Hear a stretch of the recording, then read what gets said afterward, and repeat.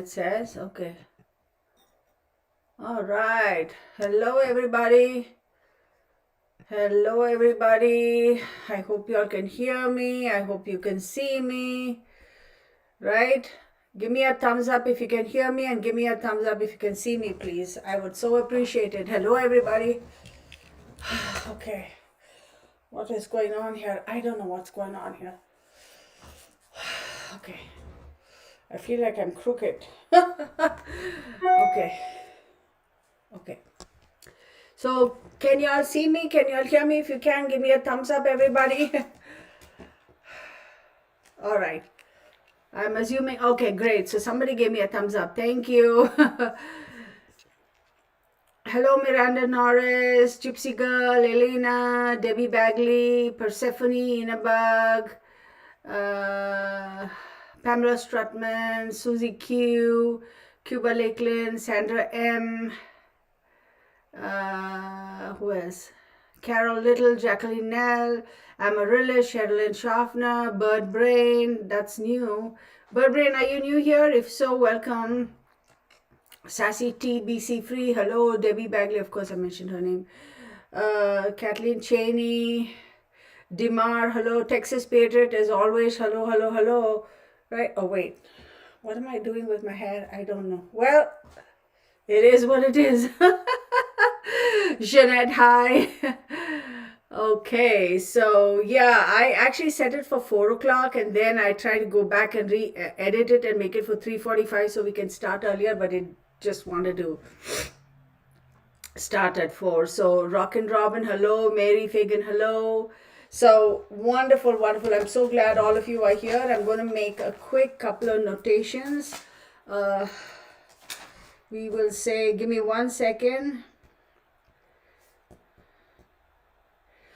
Let me get her.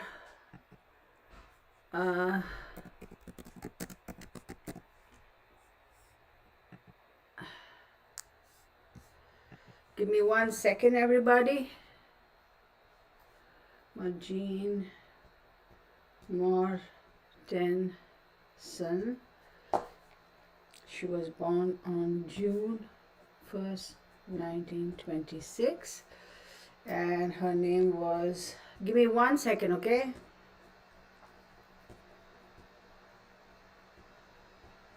And I want to see when she died.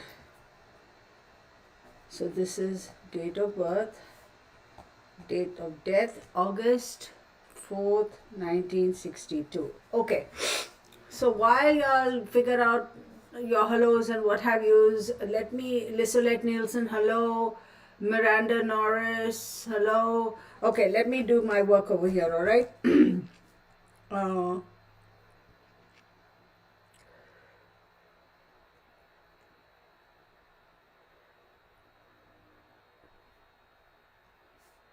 Jeane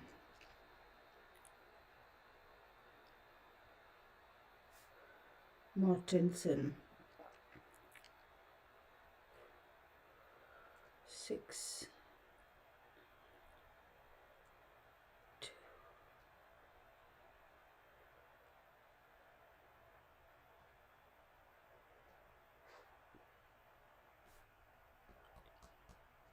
Okay, then Madeline.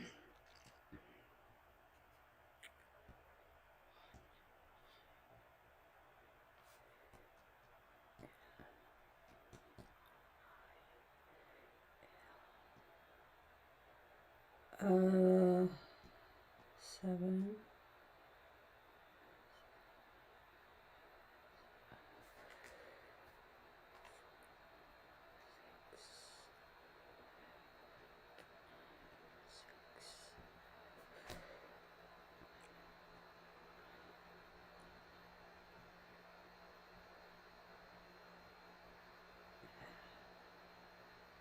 Okay, so 10, 20, 25, that is 7.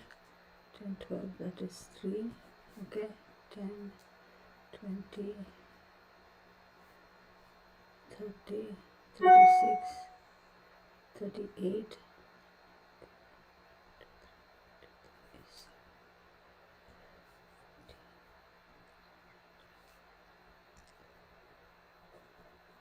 8.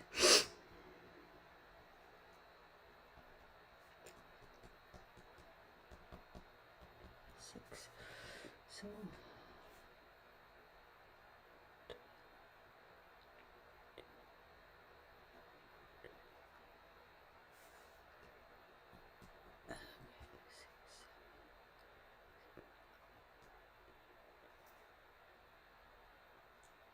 yeah, okay.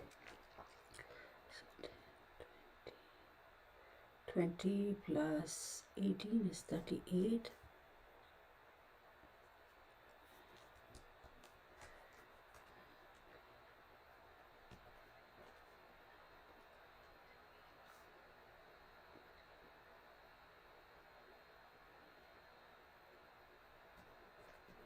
Okay.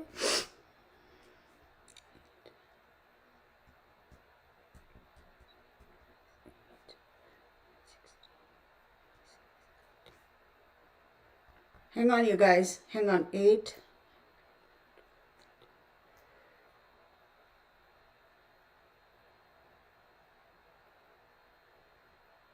Yeah. Okay. All right, y'all. We are going to get started. Thank you for being so patient. So let me take a couple of minutes and say hello to everybody else. Araceli, Christine Van Buren, Jacqueline Nell, Isolette Nielsen, Bert Brain, Pamela Strutman, Sandra M. I wish them already. Joan Harkins. Who else? Texas Patriot, as always, thank you so much for being here. Sassy T, BC Free, thank you for being here. Gypsy Girl. Okay, so a couple of things I want to say before we get started is I know there are a lot of people who have. I'm not the first one, neither am I going to be the last one to do a video for Marilyn Monroe. So, excuse me. So before I get started, I want to say a couple of things that how I feel about Marilyn. Okay, give me 1 second. Let me light this little. Come on, baby, light up.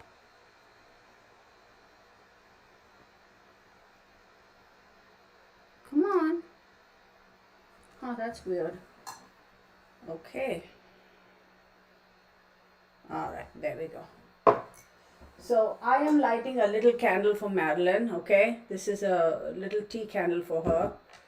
And there are very particular reasons as to why I chose this particular color, if you will.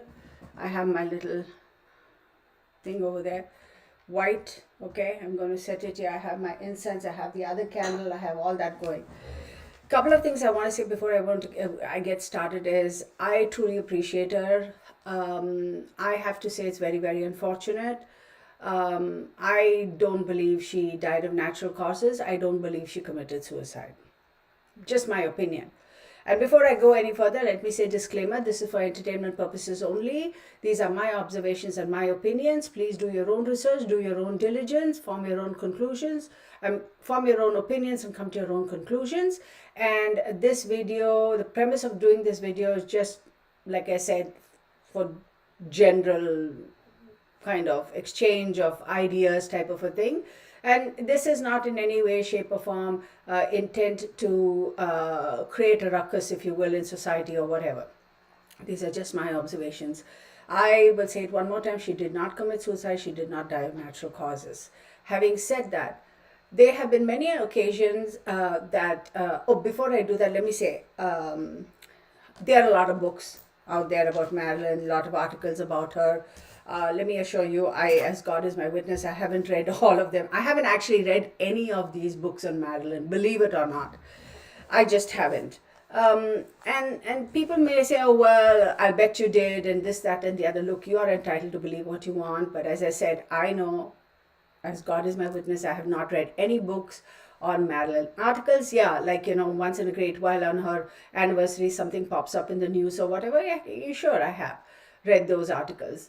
I have not read any books that others have written on her about the whole fiasco with the Kennedys and the relationship. I couldn't be bothered. I don't have the patience to read all of that because when I do cards, I see a completely different picture, if you will. There have been many occasions where I'll be honest with you, I have wondered, what is it about this Marilyn Monroe lady that the whole world was all about. Like, what is it? What is it about it? And of course, I watched some of her movies. And I've also thought, even recently, I was telling Mark, I said, just before I did the Jimmy Hoffa, oh my God, weird energy, okay? So every time I turned on the TV for the next couple of days, all I kept seeing was Madeline pop up on the TV. It was the weirdest thing. Maybe it was her way of saying, you better hurry up and do a reading for me. I don't know. Or coincidence, depends on whether you're more the spiritual type of leaning or you are more science. Depends, right? So I have also, I was telling Mark, I said, she was not the most beautiful person on the silver screen. There were a lot more other actresses who people might have thunk were a lot more beautiful in the traditional sense of looks that would be appropriate for a silver screen than Marilyn was. And she was not the most skinniest either. Now, of course, in this, she had, I mean, all those women are gorgeous, regardless of. So was Marilyn. But if you look at the size and this and that and the way we are today in terms of fashion and what our standards are or our ideal beauty or the perfect figure is, there's a lot of difference, right? So I will say that for the most part, people are of different opinions in terms of her looks, whether she had the ideal body or what have yous, what have yous. Regardless of all of those things, there was something about Madeline that was just her that nobody could have copied, nobody could have mimicked, nobody could have duplicated. There is something about her that is absolutely undeniably like in your face fact, right? So that leads you to wonder, really, who is she? What is she about? We all know, her where she was born, etc., etc. And I'm going to read that off a little bit from the typical Wikipedia, whatever. So, I mean, I don't need to read it, but she was born Norma Jeane Mortenson, June 1st, 1926. She was an American actress, etc. Blonde bombshell, yada yada. Born and raised in Los Angeles. Most of her childhood she spent in foster homes and orphanage. She was first married at 16. She was working in a factory during World War II. All this is available on the internet, right? All that sort of stuff. And subsequently, James Doherty, she was married from 42 to 46. Joe DiMaggio, the most famous, for just about a year. Arthur Miller from 56 to 61. Her parents, Gladys Pearl Baker, who's a mother, and father's name is not announced anywhere. Relatives, Bernice Baker Miracle, half sister, right? So that's all we know about her. So it says her mother, Gladys Pearl Baker, was from a poor Midwestern family who had migrated to California at the turn of the century at the age of 15. She married John Newton Baker, an abusive man 9 years her senior. And they had two children named Robert, who was born in 1917 and died in 1933, and Bernice, born in 1919. She successfully filed for divorce and sole custody in 1923, but Baker kidnapped the children soon after and moved with them to his native Kentucky. Oh my God, this is going like 20 different directions. So let's not get into all of that. Let's get straight to the point, right? Okay. So one thing I want to say though is, all that information is available on the internet. I just want to make one thing very, very I want to state that I have a lot of respect for her, Marilyn Monroe, considering where she was and what she did to get to where she was in life and ultimately how she died. It's very, very unfortunate. Having said that, really, has anything changed? Has anything changed from when she died? She died in 1962 to what is transpiring in this day and age, we're in 2022. Really, has anything changed in terms of how a certain demographic of women are taken advantage of, are used, are discarded? That sort of a thing continues even till today, right? Then we can sit and argue about well, you always have an opportunity to say no. Why didn't you say no? See, we can get into the psychology of all these things. It'll take you down a rabbit hole. Having said that, in my humble opinion, I do believe that the one thing she really, really wanted, and she went through all of that for for that many years, was respect, was to be acknowledged, was not so much even recognized, but to be acknowledged as an individual worthy of somebody's respect, or of the respect of society, or the respect of her peers, right? And that's really all she wanted. Now, did she take advantage of the fact that she was look after that whole fiasco with Playboy, that she was looked upon as a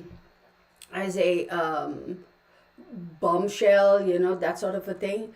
Yeah, she took advantage of that person, of that part of her identity that was flaunted and that was blown out of proportions, if you will. And why should we blame her for that? Why should we blame her for that?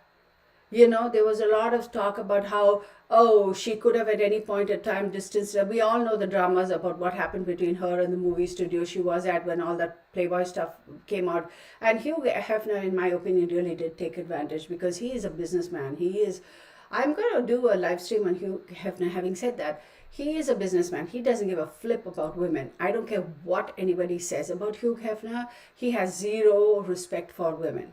Okay, and for him, it's all about the money aspect.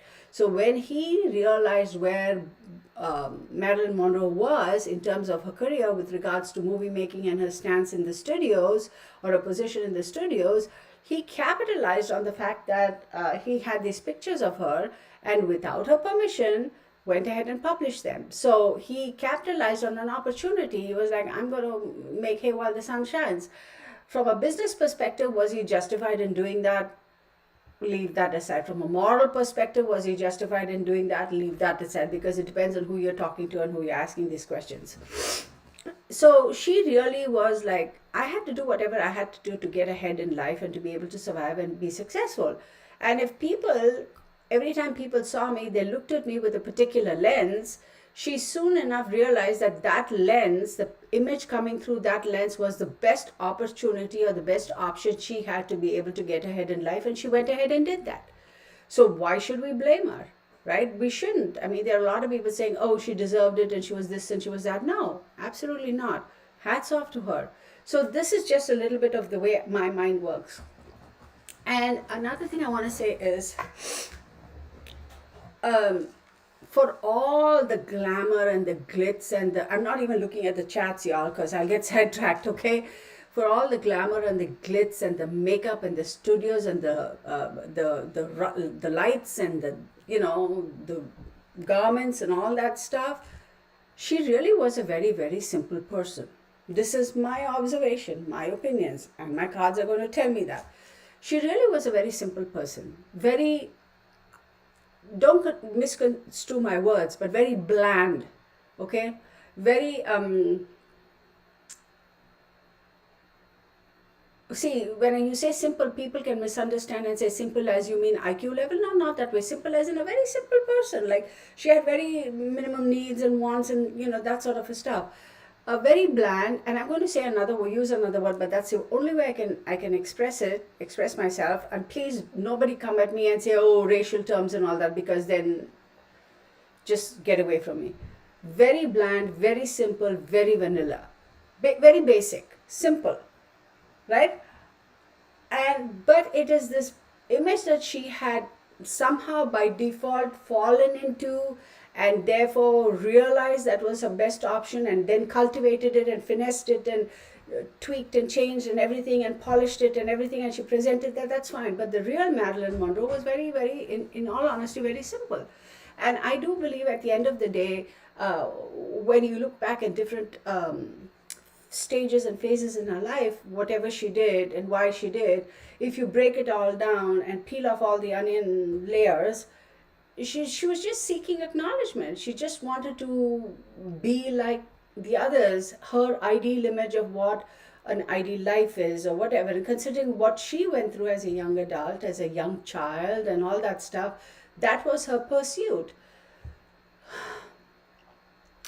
If she had not fallen into the movies and this, that and the other, I truly believe if the person she had first married or whoever she had married, and if life had gone on, let's say you take Marilyn Monroe out of this whole, Norma Jeane Mortenson, you take her out of this whole uh, orphanage situation and halfway home situation, you take her out and you plant her in a, middle income family in Los Angeles at that time, what would her life have been if you had transplanted her here?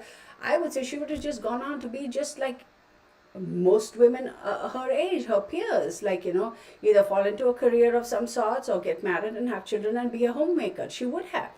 Absolutely. And she would have been fine with that.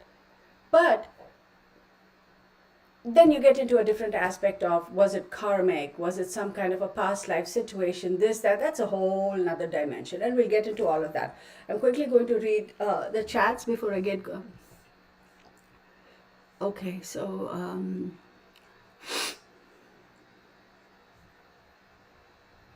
yeah, Texas Patriot, she's got.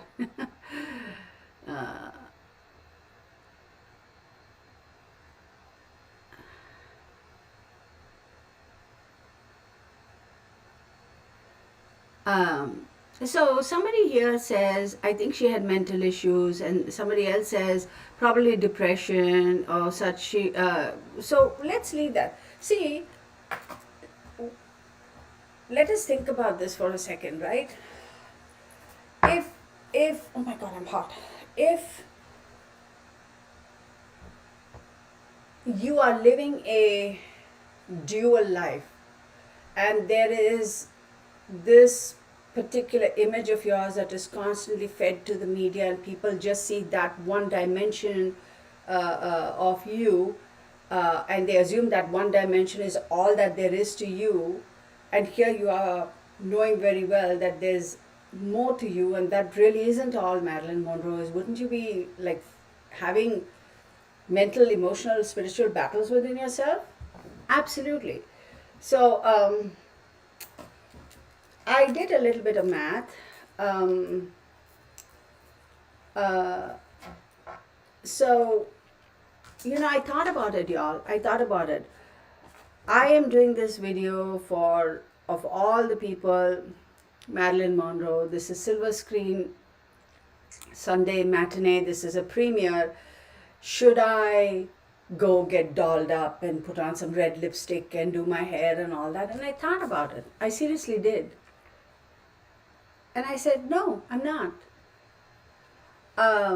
Because was that really who she was? Was that who she really was? Who was the real Marilyn Monroe? In my opinion, she was this, beautiful, no doubt, absolutely stunning, but she was just Norma Jeane Mortenson, right? She was just that really just regular individual. And for as much as she had this public image worldwide, like the Boondocks, even if you're hiding under a rock and you've been living under a rock for millennia, you still know who Marilyn Monroe is. She was very simply just Norma Jeane. So I figured, rather than give her kudos by dolling myself, I'm not in any way, shape or form claiming that if I doll myself up, I'd look anything like, oh my God, no, not even, that's not what I'm saying. What I meant was, just slap on the war paint and put on some red lipstick. I was like, no, that's, in my opinion,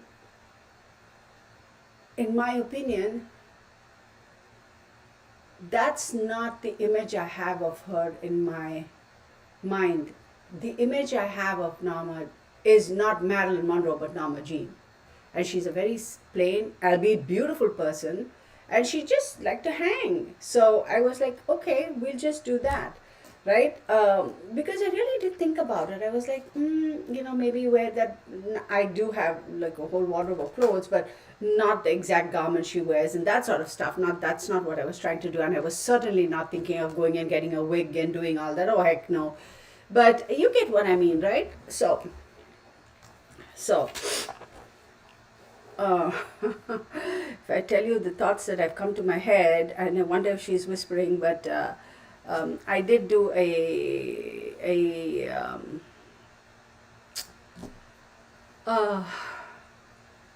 2 o'clock in the morning. If I use the word seance, and everybody will have a fit, but meditate, if you will. Because people don't understand. They just assume when you say seance, it's all associated with the devil and Satan worship. It isn't, for God's sake, people. But anyhow, and I was like, I just woke up and I was like, all right, you better pop up and say what you need to say, honey bunches of oats, because we want to hear. And the one thought that came to my mind was, keep it simple. I am simple. Keep it simple, I am simple. That's all that kept popping in my mind. And I was like, oh, that's really who she was. So we'll get into that later. Dave the teddy bear dog. Hey, my friend brought her grandma with dementia to my salon to get her hair done. I had a picture of Marilyn Monroe by my sister. She told everyone as assisted living. She went to oh wow, that is so cool, so sweet. Aww, that is so sweet. Okay, so Norma Jeane Mortenson, I did her numbers and she comes up to 8. June 1st, 1926 is her date of birthday. I get 7. Then when I look at Marilyn Monroe, it's 1, and her date of death is August 4th, 1962. So we will do a couple of things, right? So if you, I naturally want to gravitate towards Marilyn Monroe, but I'm actually going to do both. I'm going to do some brief spread for her as Norma Jeane Mortenson, and then I'm going to do Marilyn Monroe. So she was born on June 1st, right? She was a Gemini. So now you understand the duality, right? She was born on June 1st. So very mercurial. So am I surprised that she had that, an image outside and a different image, like, so if she was a Gemini, and I have number 8 and 7. So for Gemini, the 8th house is 1, 2, 3, 4, 5, 6, 7 is Capricorn, right? The 8th house is Capricorn. I'm just going to make notes of it. And the 7th house, 1, 2, 3, 4, 5, 6. 7th house is Sagittarius, right? So think about it. Gemini is an air energy, and then you have Capricorn, which is Saturnian, very earthly, very, for lack of a better term, and then don't get your knickers in a twist, stuck in the mud type of people, okay? Not stuck in the mud, y'all. I take that back. Capricorns are very earthy people. They are very, it's a fixed sign. All about money, all about business, that sort of a thing. And then you take Sagittarius, which is ruled by, and then Saturn, of course, we know is constriction, restriction, learning, going in, harsh energy, etc. Right? Hang on, you guys. Okay, let's move things around here. Shoot. Yeah, come on, baby. All right. And then you have Sagittarius, which is her 7th house, which is ruled by Jupiter. Expansion, go bigger, right? And that is a mutable sign and fire energy. So when we look at the 7th house, which is Sagittarius for her, 7th house talks about friends, marriage, partners, contracts, and relationships. Hang in there. Then when we look at the 8th house, and her 8th house is Capricorn, talks about wills, secrets, occult, death, regeneration, sexual energy, and finances. So I'm going to delve a little into astrology, you guys. So, and I know the one thing is everybody wants to know is, did the Kennedys kill her? That's the one thing that everybody wants to know. I'm going to follow my format, so bear with me.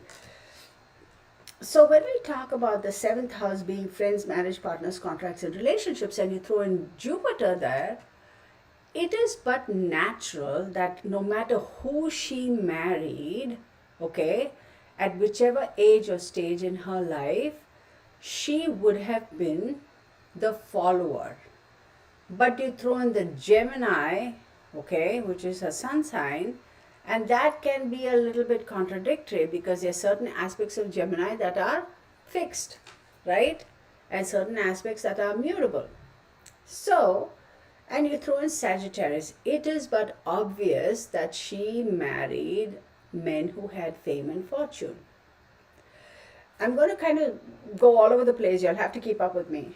Let's forget about Arthur Miller and all those guys. Let's talk about Joe DiMaggio. Her relationship with Joe DiMaggio, I don't think would have sustained for long enough. He might have loved her and he might have sent flowers to her grave every single day until he died. All that I don't care. But Joe DiMaggio would never have taken the back seat in that relationship.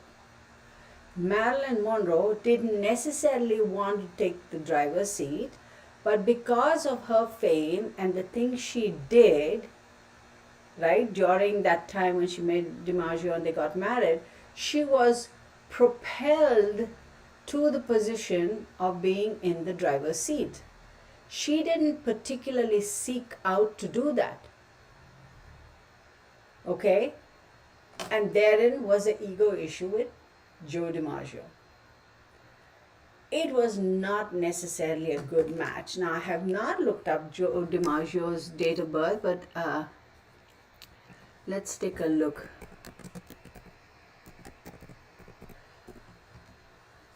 He was born November 25th, 1914, Joseph Paul DiMaggio, and he's a Sagittarius.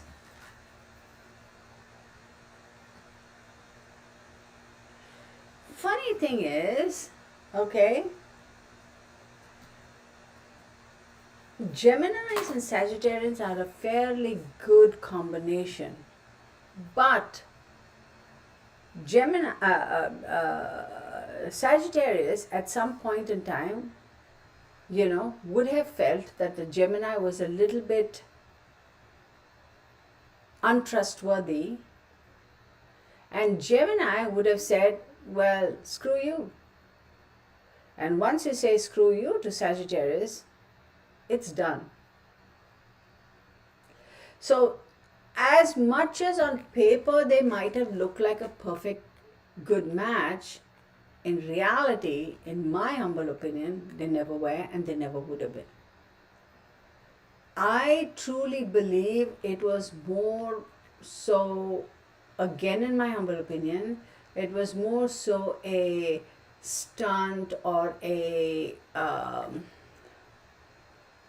marketing strategy per se for the hotshot guy in baseball, marrying the hotshot girl from Hollywood. I mean, come on, right? So, then let's look at the fact that the 7th house, friends, marriage, partners, contracts, and relationship with Sagittarius. So the relationships over there, whoever she had, be it with her work environment or be it with her, whoever the partner she had in her life, the relationships would have always been slightly off kilter. As much as she tried, as much as she wanted total transparency, and she did expect total transparency, it was never reciprocated. It was never reciprocated, and it would never have been reciprocated. It would never have been reciprocated, y'all. Not for one moment. Which also leads me to believe that yes, she would have always had multiple spouses. Okay? Now let's look at 8. 8 is will, secrets, occult, death, and regeneration.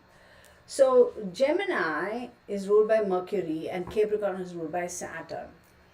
So unlike the 7th house where Sagittarius is fire and Gemini is air, Gemini would have fanned the flames of passion, and just as fast as it would have lit up, it would have blown out. So now when you look at Mercury and Capricorn, remember the only way to restrict Mercury is to put it in the earth. Okay, I mean, of course, modern science says this, and Mercury, as we all know, is very poisonous. So the only way you can put it is put it in the earth, and even then, that patch of earth apparently does become unusable because of the poisoning, mercury poisoning. So here you have Mercury that wants to go any which way it wants to go. It does not like to be restricted, right? And then Saturn, which is Capricorn, it's going to pop up and say, no, you can't. You're not allowed. Oh, you want to go that way? Oh, hold on. Let me just put up a pile of dirt over there so form a little obstruction for you. Oh, you want to find another route? Yeah, okay, go ahead. I'm going to come around from there and put up an obstruction. That would have been the tug of war between her Gemini and her eighth house situation. Eighth house does also talk about finances, it talks about wills, death, regeneration, etc. So when we talk about the eighth house and finances, her finances were directly related to secrets, secretive relationships, secretive goings on, secretive dealings, uh, that were not necessarily brought to the forefront. And more than the money that Marilyn made, there were other people who made a lot more money off her and because of her, but she never really found out until much later and until it was too late. Meaning people kind of skimmed off the top and cheated. Now, I'm also going to tell you there were a lot of secrets, a lot of secrets. And even as far as death is concerned, there are a lot of secrets. There's a lot of fill in the blanks, as we all know, right? Everybody and their puppy dog has an opinion about the way she died. I'm also going to say that there were a couple of wills that she made and she left that were found out and destroyed without her knowledge. I'm also going to say there is another will that she made. So the way I'm seeing it is the way I was shown is she made a couple of wills, and she left them in multiple places in different places with different people. And in the event I died and used this, and this, but this one didn't know she left a will there, and that one didn't know she left another will here. And having said all of that, she did leave another will. But these two wills, somebody got to it and destroyed. So we'll get into all that a little bit. Okay? So let's do this. Okay. And when she died, August 4th, right? August 4th. She died in Leo season. Her second house, values, talents, possessions. Yeah. Very unfortunate. Very unfortunate. Okay, let's.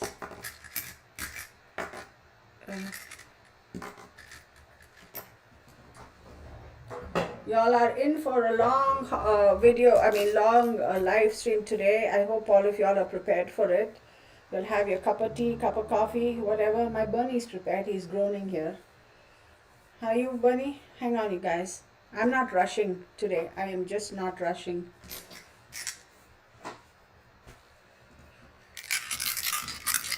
What?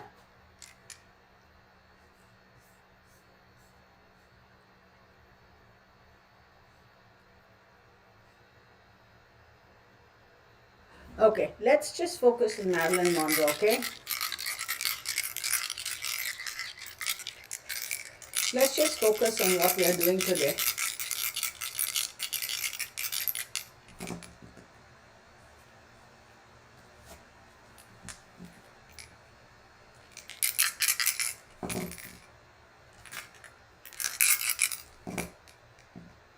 Ooh, that's interesting. Hello. Oh, there we go again. All these papers flying off. No, Bunny, stop. Bunny, stop. Bunny, stop. Oh my goodness. There we are.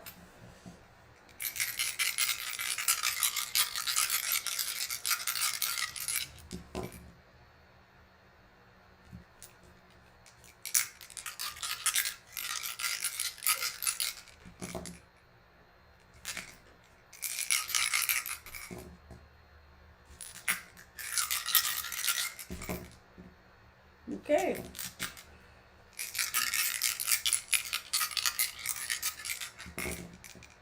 Ooh, okay.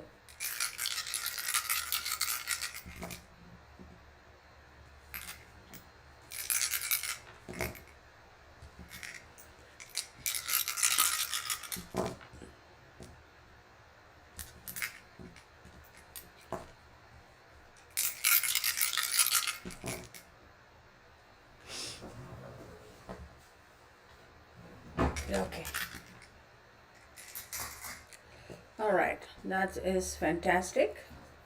So let us do this. Okay. Let's get on with the readings, y'all.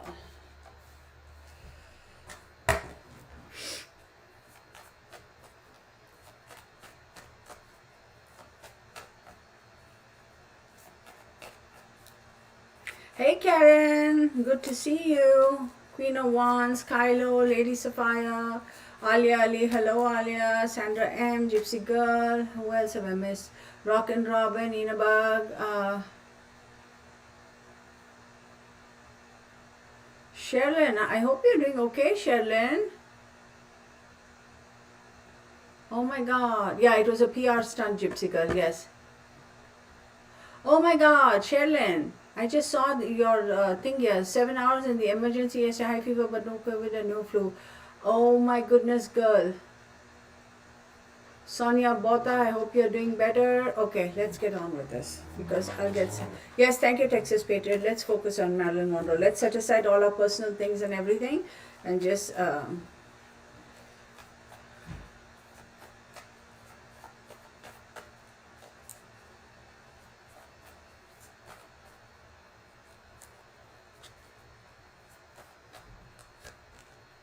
Water.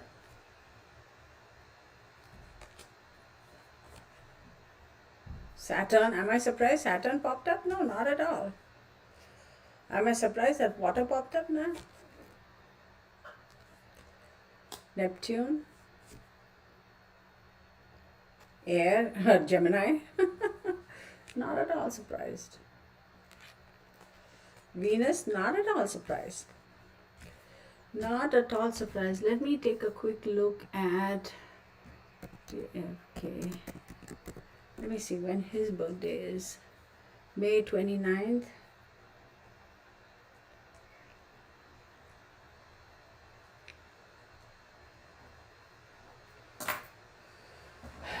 Well, was he also a Gemini? Looks like it, right? Yeah, he was a Gemini too. Leads me to believe.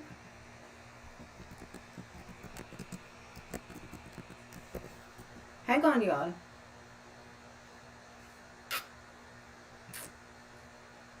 Oh, she would never have let it happen. No, she would not. Come on, computer, wake up. Are you messing with me now? Yeah. No, she would not have. Hang on. Jan 20th, 19.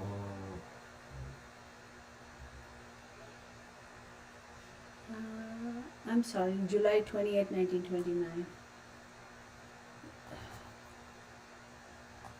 28, 1929. July 28th, we'll leave her as a Leo. Yeah. Gemini. Hang on, y'all, okay? Sag, Leo. Yeah, she would never have let it happen. Nah, she basically put her foot down and she said, get rid of her. I'm going with that. Take it or leave it. If you don't, that's totally okay with me. I don't care. So I am going to say that. Hang on one second. Are you ready to hear something I have to say? And people are going to come out at me and they're going to be like, whatever, how do you know, what do you do, this, that and the other. I guarantee she was pregnant and she was asked to get rid of the baby and she chose not to. And she would have gone public. And that was one of the really big reasons why she got knocked off. Among certain other things, because she knew a lot, she saw a lot, she heard a lot. So.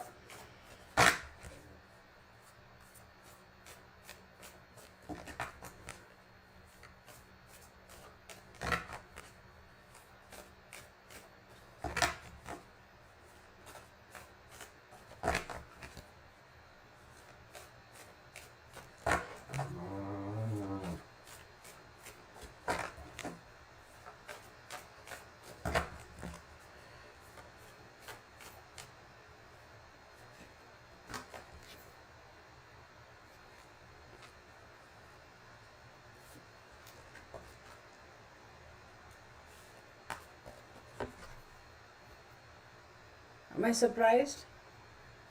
Not at all. Not at all surprised. Am I surprised? No, absolutely not.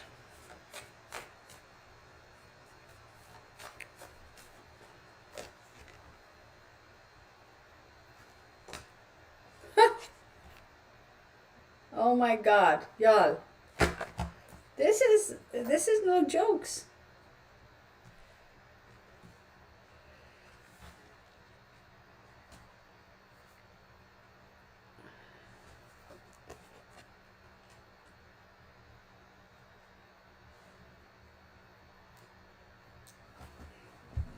So if you're going to ask me stupid questions, all bets are off.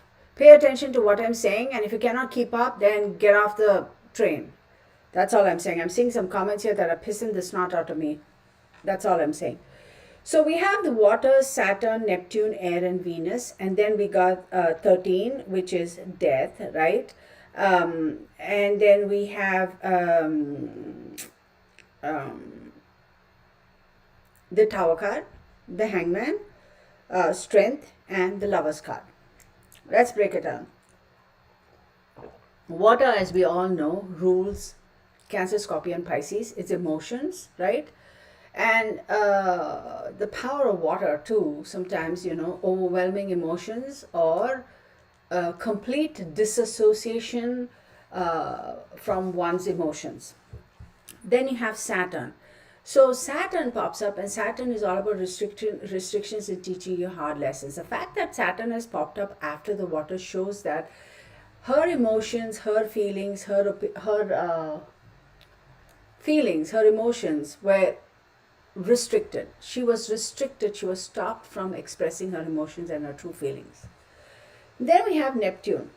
And Neptune, as we know, is all about confusion, illusion, and dreams. Neptune is pretty strong here. And after Neptune, you have air. Now, what does air do? When the winds blow, whatever there is that is loose and not tethered, the wind carries it off.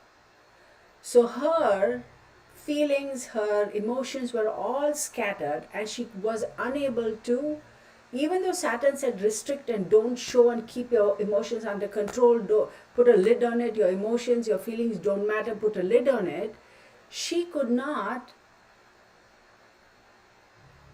figure out, even though I'm told that my feelings and my whatever have yous are not allowed to be expressed, that I have to control and put a lid on it, how can I still have that space within myself where I am in touch with my emotions, even though I've been told I'm not allowed to express it to the public?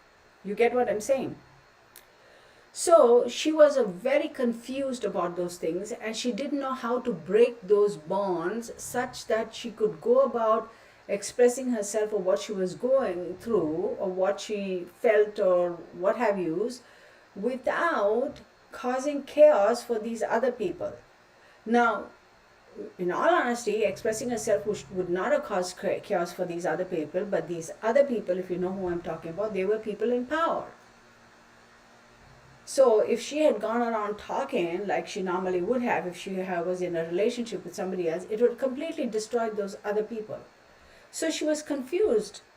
And that confusion caused a lot of mental stress and trauma.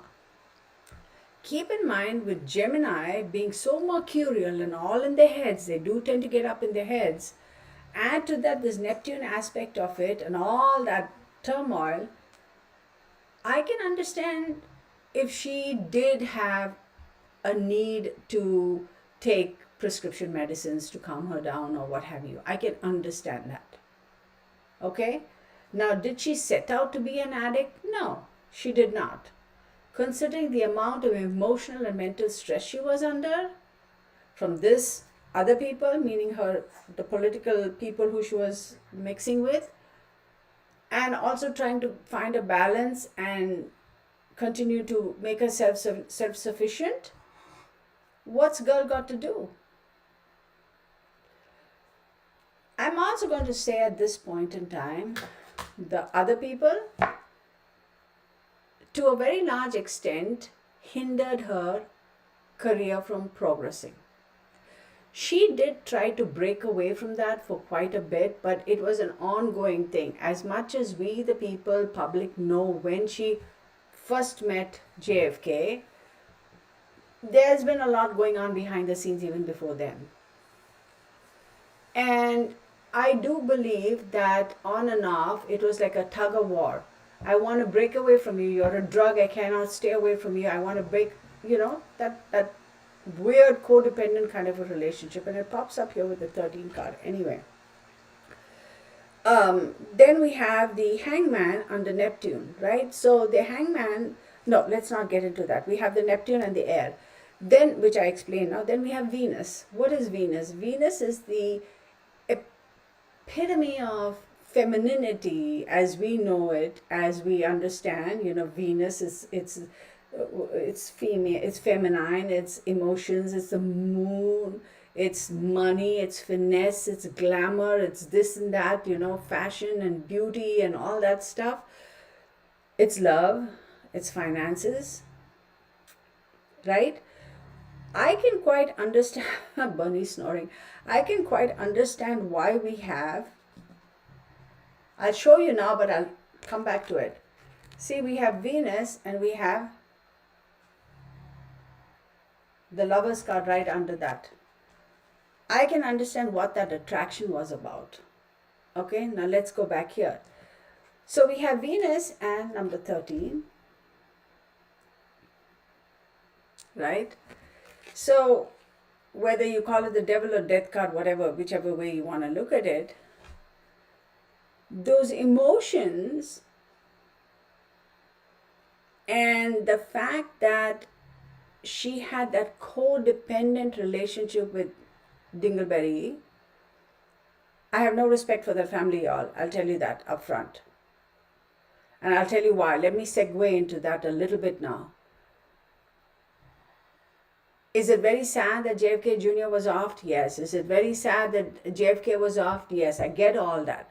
But if you go back and look at the family history and what his father did, JFK's dad did, and how they were raised and the connections the father had, there's a lot of shenanigans over there, which I don't think is appropriate. And JFK's brother, that girl died in that accident and he got away scot-free, so their family was not clean, let's face it. And the way they treated Marilyn Monroe, that's another thing. They basically used her as their sleeping bag. So with this codependent relationship, with the fact that her emotions have this 13 over here, which is the death card or the devil card, whichever way you want to look at it, I believe her emotions were being monitored. She was being very closely watched and monitored as to what she's saying, how she's saying, why she's saying, you better make sure she doesn't say this, you better make sure she doesn't say that.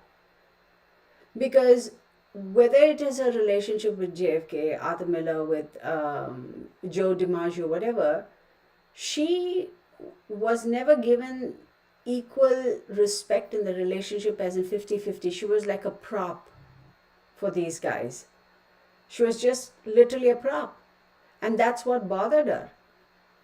And no matter what she tried, no matter how she tried, no matter with whom, DiMaggio, Miller, whoever, her emotions really never mattered.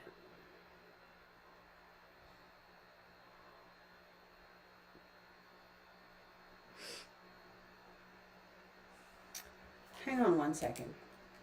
I'm going to put a stop to this.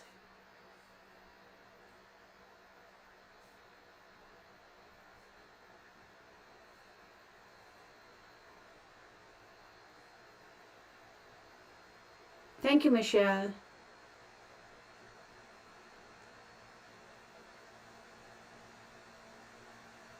Okay, we'll get into that. Lissolette has a good question here. We'll get into that. She had no intentions of getting into politics. No. Okay, let's back up. I'll answer those questions. We'll do questions in a bit, okay? Good question, Lisa. Thank you for bringing that up. So then we have the Tower of Death, if you will, with Saturn. So what did I say about Saturn? Saturn was restrictions, right? And then you throw the Tower card, right?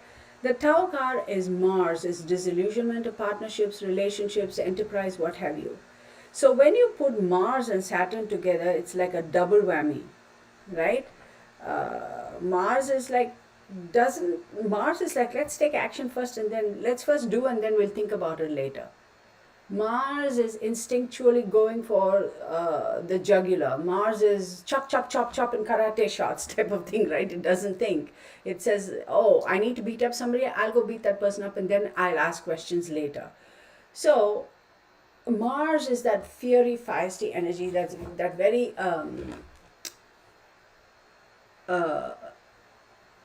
fearless, bring it type of an energy. And then you throw in Saturn, that relationship with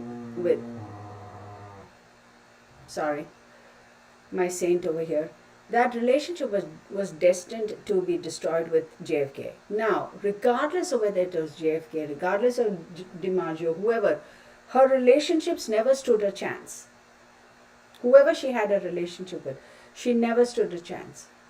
Her relationships per se would never have, she if she had gone on, if she was blessed enough to live a long life, she would have had multiple partners, but she would have never been married for long, or she would have never died as a married person. You know what I mean? So, any which way you look at it, she was always destined to be single. So, 2, 3, 4, 5, 6, 7, 8, 9. Okay, there is a, I'll come to that number. Then we look at the hangman. For her, as much as she tried, regardless of what her situation was, be it her career or be it her personal life, whenever she strived to accomplish something and she got to the podium almost, it was still never enough. Okay? It's like I may have been nominated for the Golden Globe or for the Oscars or whatever, but even then didn't satisfy people, and I felt that they still didn't accept me. It was hurry up and wait. It was like the hangman, right? It was like a status hangman. How shall I explain? It was like, yeah, you won the Golden Globe, yeah, you won the Oscars, but okay, but you still aren't whoever her peers were who might have won it. You still aren't there. You will never be there. So she was always kept in a kind of like, yeah, okay, fine. All right, fine, Madeline. Yeah, fine. Okay, fine. Like, you know what I'm saying? So that bothered her because she felt that no matter what she did, no matter how much she tried, she was never really accepted. Okay, be it her career or personal life. Then we have the air card, and this is very, very interesting. This is super interesting. Pay attention, y'all. Gemini, Leo. Who's Leo? Jackie O is Leo. The Lovers card. Okay, let's do this. Let me see how best I can hold it. Oh, well, that won't help. Yeah, I'm going to. You guys see that? Oops. Oh, there. Right? Sorry, y'all. I'm trying to hold it in such a way that y'all can see all the cards together, but apparently I'm doing a shoddy job of that. So we have air, which is Gemini, right? We have the Force 13, which is the Strength card, which is Leo, Jacqueline Kennedy. We have Venus, feminine, love, all that fancy stuff. And then we have the Lovers card, which is also Gemini. So we do have JFK, his date of birth is May 29, 1917, which is Gemini. And then we have Norma Jeane Mortenson, her date of birth as July 1st, 1920. I'm sorry, what am I saying? June 1st, 1926, also a Gemini. Now between these two, right,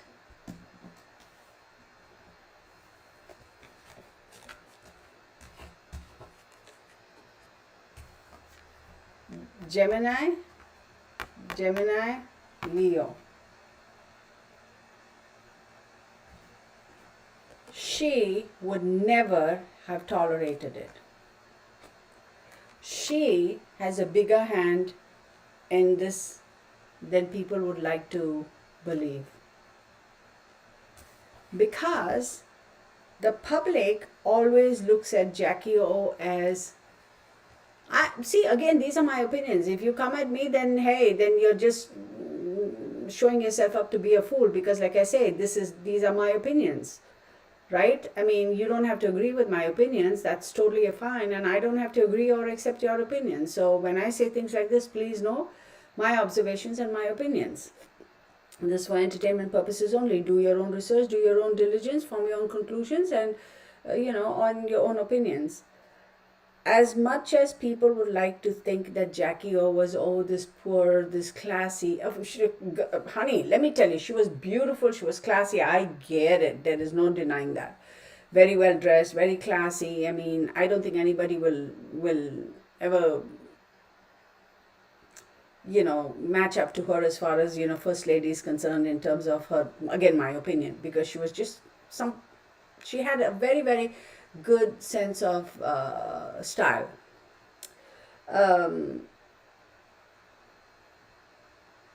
Jackie Kennedy was also very smart, and understood the responsibility of power and how power works at that level, and the negative side of that power, as in the danger that's constantly lurking when you get to that level, right? And she also very well understood what her role would have been as the First Lady to set up the future for the Kennedy family, be it JFK Jr. or his sister. Now, Jackie O was very much loved and blessed by JFK's dad. I'm going to throw it out there. When did that man die? Let me check. What's his face's name? Hang on 1 second. Give me 1 second.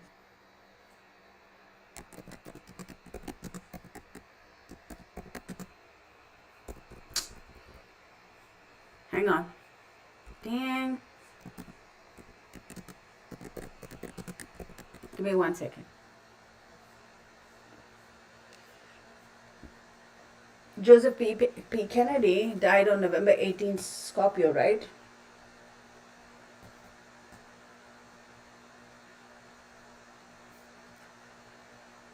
November 18th, 1969.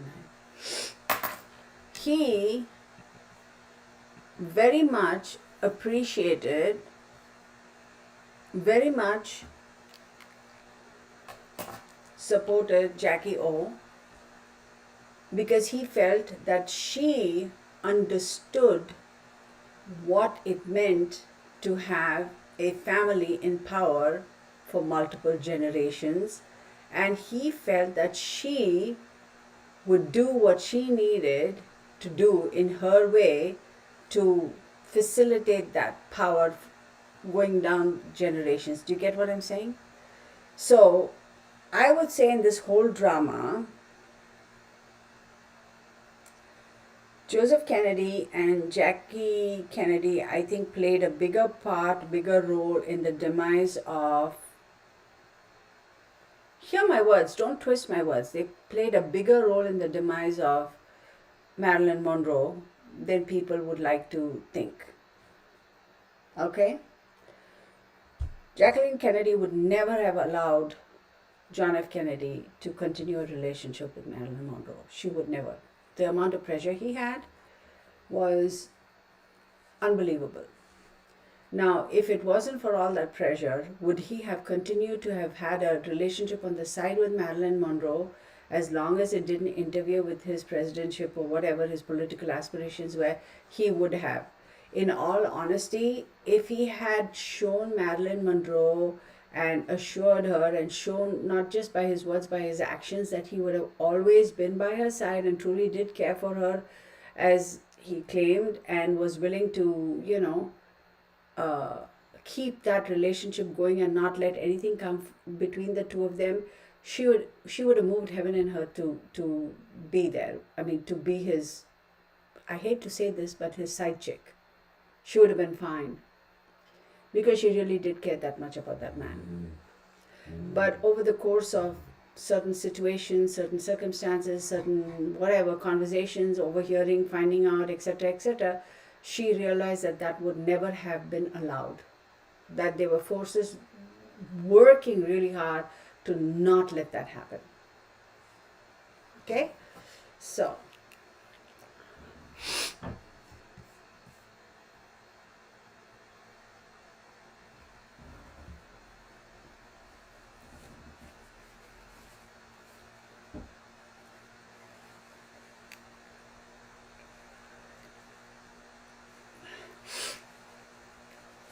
somebody here says, Karen Rain says Jackie O knew how to play the game.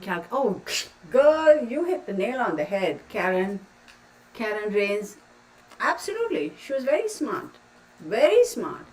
In all honesty, between the two of them, I truly believe that she was as much as they like to portray that John F. Kennedy was a man and she was a typical feminine. Oh, let me tell you, Jackie O was the one who was calling the shots. Never mind, that's just my opinion. Let's move on. So this is this. Y'all, I'm 1 hour into this and I barely scratched the surface. What is going on, people? Are y'all still with me, or have y'all all nodded off saying that, oh my god, this girl is talking and talking and she's not getting anywhere? I am going to say at this point in time, without a doubt, that let me use my shells here for a second.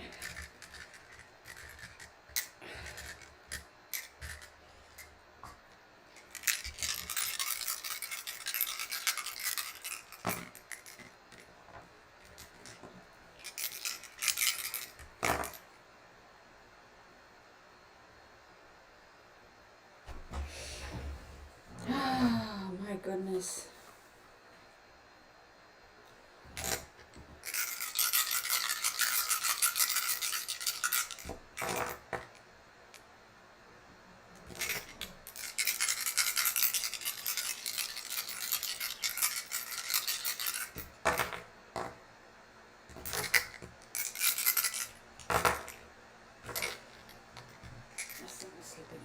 Hang on, you guys.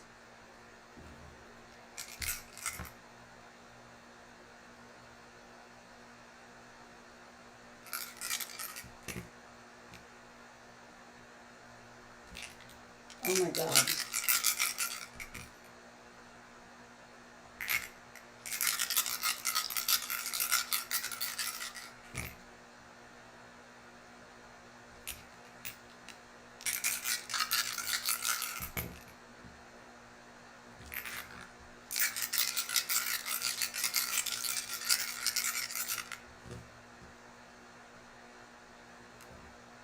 Oh my goodness.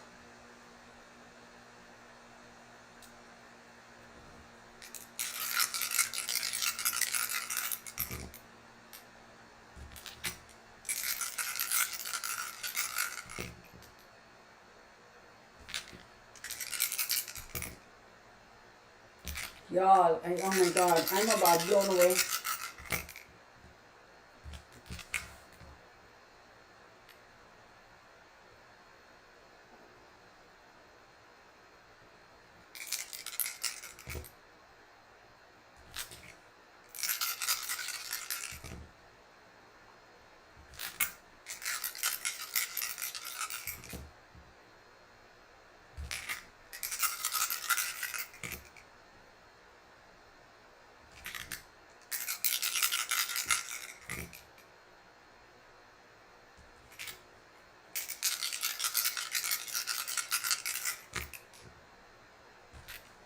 Yeah.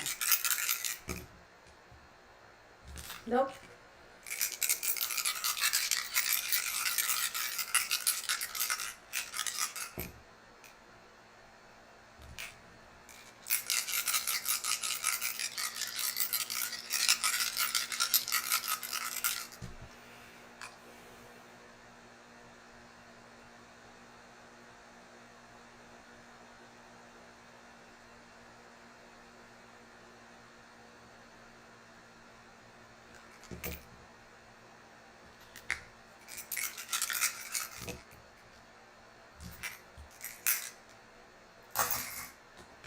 Okay, so okay. So one thing I'm going to say is, oh my God, she was pregnant a couple times, and it was taken care of. Pregnancy was aborted. She definitely did one, and yes, absolutely. One of those pregnancies, the donor, the sperm donor, was JFK, and she was no way under the sun would she have been allowed to have another child. She would have been allowed to carry the pregnancy to full term. No way, absolutely would not have been. Um, and when it was realized that she was getting too emotionally involved and not willing to let go per se of JFK, that's when his brother was brought into the picture, and his brother was like, okay, let me see if I can take the heat off of you, John, and try to lure her away from you, and then that sort of a thing. They played a very dirty game between the two of them, or the three of them. Nasty, nasty people. That's why I have no respect for that family. Um, Among certain other things, no way under the sun would Marilyn have been allowed to carry the pregnancy to full term and actually have a live birth. No way, no way. And she was very, very, very, very upset about that. She was very upset about that. And my question to her was, did she commit suicide? And the answer was, no, I did not want to die.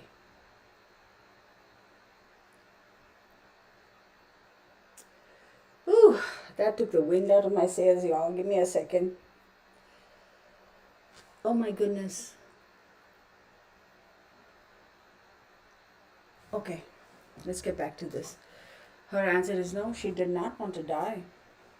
Yeah, she was heartbroken, and yeah, she was very upset, but she was not going. She did not want to die. She's like, and even if you look at her, as far as her finances are concerned, I mean, she still would have had the finances to to walk away from it all, and I don't know, go settle somewhere in Timbuktu and give up Hollywood and everything, and still survive and be just Norma Jeane, right? So let's do some cards over here. Uh,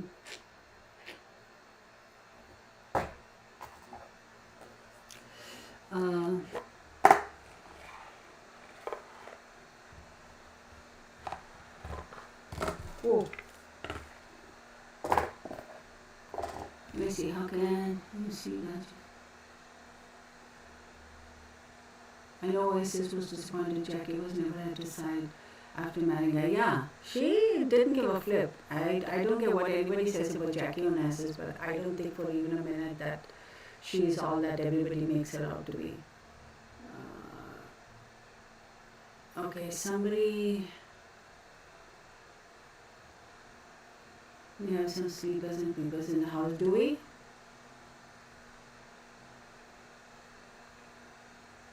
Oh, heck yeah, she did wear the pants in the White House. Yeah, absolutely. Jacqueline Kennedy would never ever allow. She actually gave John Kennedy an ultimatum. It's her or your career.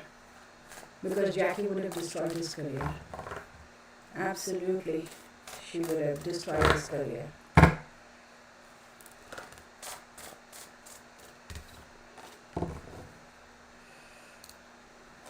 Okay, here we go. Another one of my rings. That's better. Sit tight. Okay.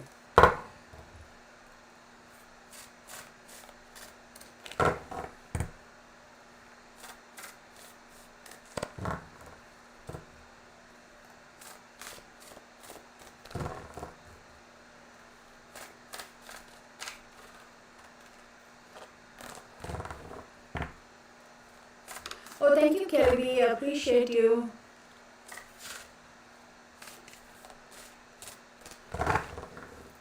Yeah.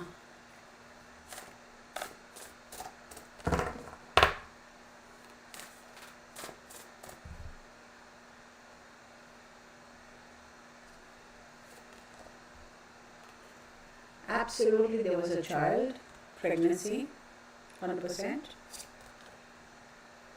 The Hierophant, which is Taurus, mercy, compassion. And the Hierophant also, like,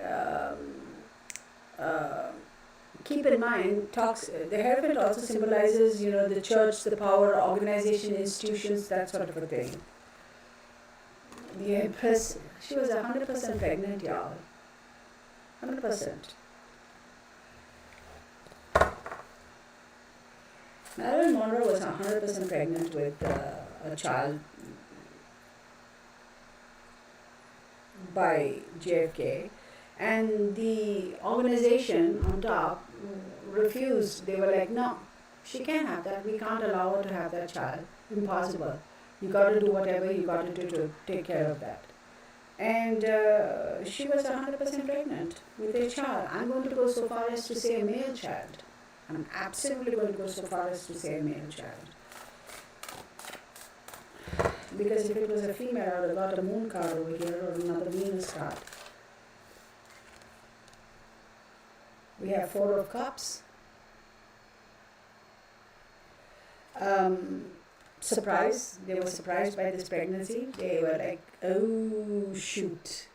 What do we do? But for her, she knew in a way that they are never going to let this happen. So, are you all hearing an echo? Kuba Lakeland says my voice is echoing. Why is my voice echoing, honey? Oh. Okay, I don't know. Is it echoing?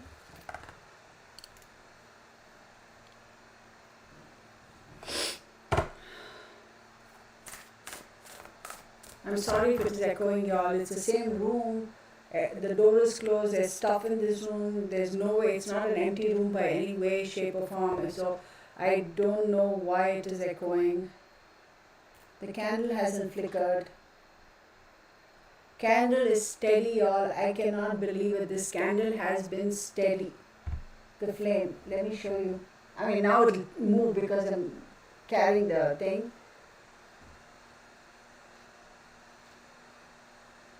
I mean, now the flame is kind of moving a little because but the flame has been steady. I just saw it over here. It's steady. Even now, it is steady. That is so hard, but I don't know why it was echoing. Something must be going on around here that I'm not aware of. If anybody sees any orbs, let me know. Here, this part, I usually have a guest showing up over here, so if any of y'all catch it, let me know. Could be.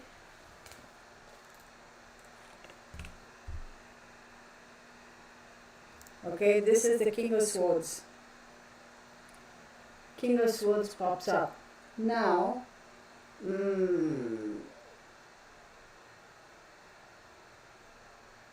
well, JFK was a Gemini, so Swords is an air energy. This is JFK showing up. So, I'm going to say he agrees she was pregnant.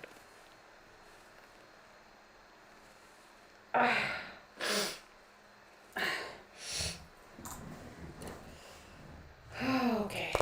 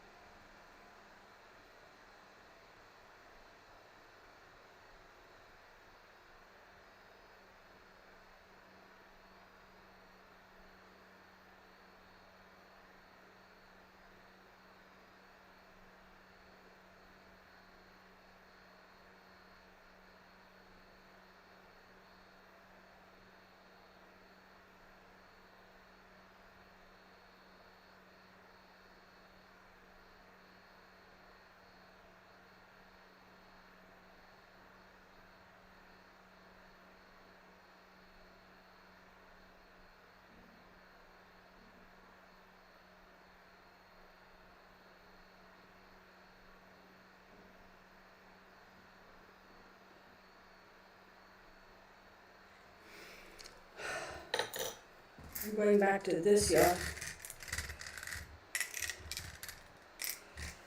Going back to this.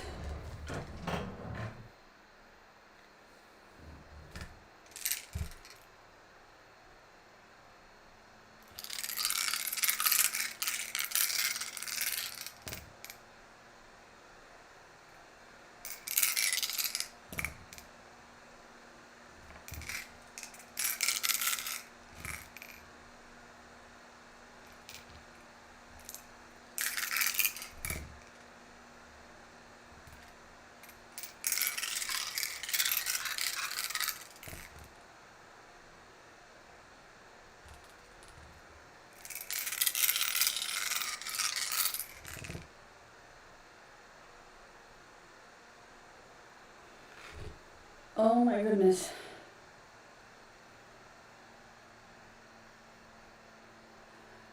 My question to her was, were you murdered? Yes. Did the Kennedys have anything to do with it? Yes. Did she commit suicide? No, she did not want to die. Um, I asked if the doctors assisted, those two doctors assisted in her murder. She goes, no. I asked if the maid assisted, and the answer is a clear yes. Clear yes.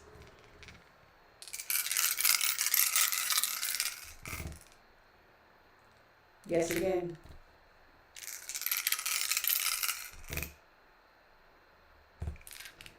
I can't. This is, and I've always suspected that. I've always thought so. Somebody asked me the other day and they said, did the maid? I said, I wouldn't think so because the maid's been with her for a long time. But she says, yes, that's how they got to her.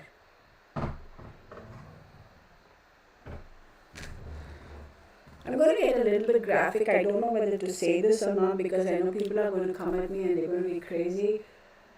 But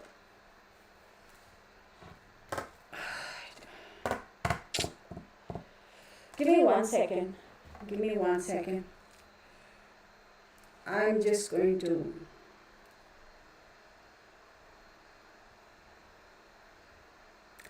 Give me 1 second.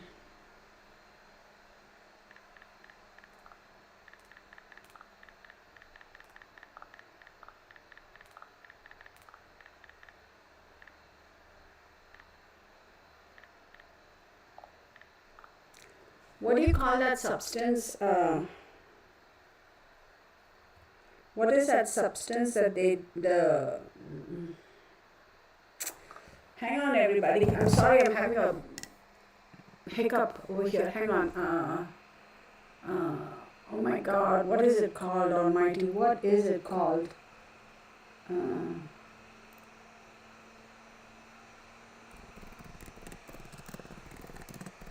Oh, I get it. I know what that is called. I forgot.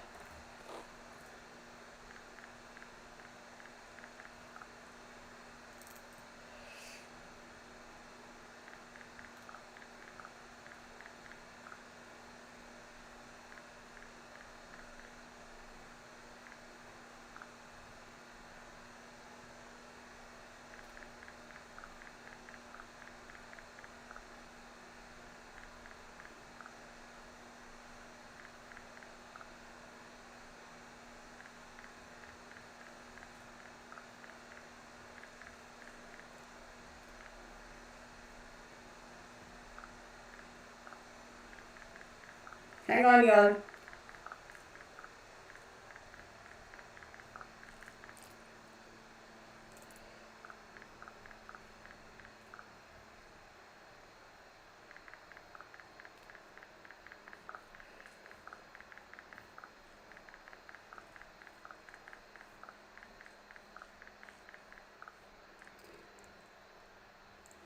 Texas Patriot, I just sent you a text message. Read it and text me back.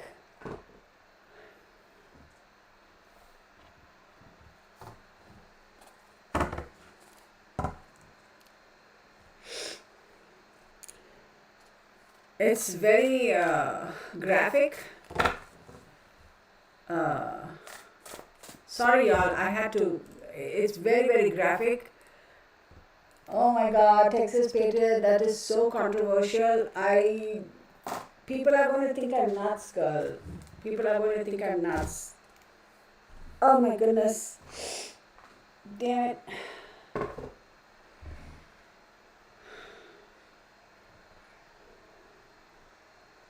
Texas Patriot, give me a thumbs up if you read that message. I'm just I'm just trying to figure out whether I should go ahead and say it.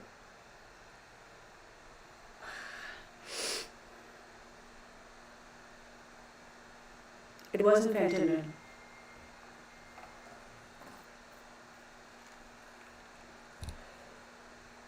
Yeah, I know. Yep. Uh,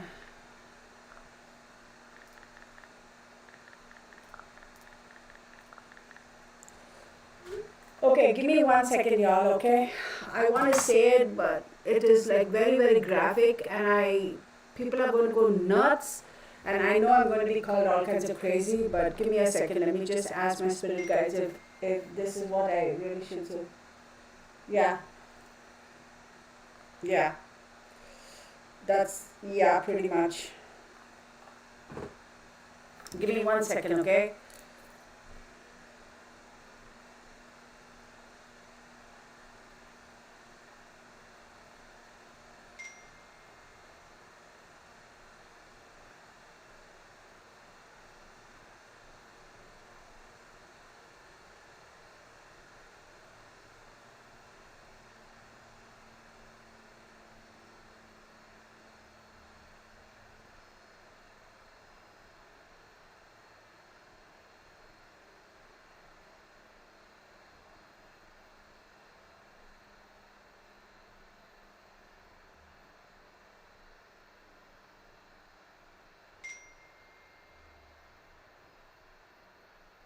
Thank you. Yeah, I am. I'm gonna say it. Yeah. Yeah, I know, but at the end of the day, Texas Patriot, I mean, yeah, thank you. Uh,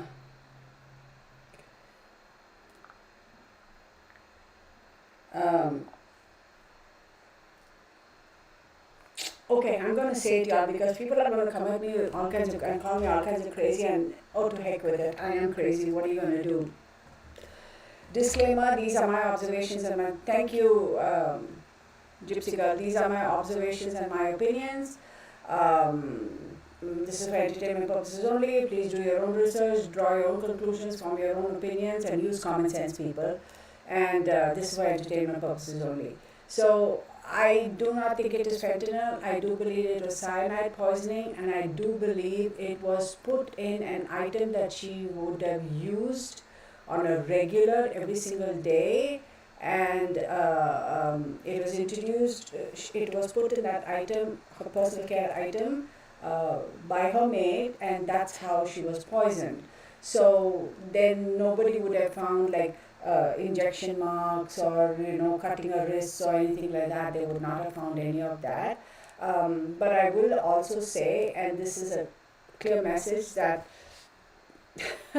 just as I'm saying that the sun is hitting me directly in my face, maybe she's saying, "You go, girl, the spotlight is on you." Like, how often does that happen? Like, right at that spot. And it's just almost blinding. And she's saying that they use the maid to get the substance into her personal thing, because who else would have access to her, her house and a bath and her personal belongings, etc. And she's saying that the doctors, whoever did the postmortem or whatever, they were all in the loop. They were all in the loop. It definitely did come out that she had whatever poisoning, but they were very, very particularly told to hush it up. And let me tell you, before anybody goes, oh my God, before anybody goes at me saying that, oh well, I'm gonna. It's just blinding me. Before anybody that goes, well, you cannot. What's the word? Influence the Los Angeles coroner's office or whoever the postmortem guy is. Come on, you guys. Let's face it. If the government of the United States can knock off John F. Kennedy himself and then blame it on that poor guy, make him a scapegoat, you think they could not have got to a coroner in Los Angeles County to fudge the autopsy report for Marilyn Monroe, heck yeah, they would have. They could have easily done it. So that's how that is what she's telling me. So there, I was so, there's something more private that I've been told, but I'm not going to throw that out on the social media because it's just too much. No.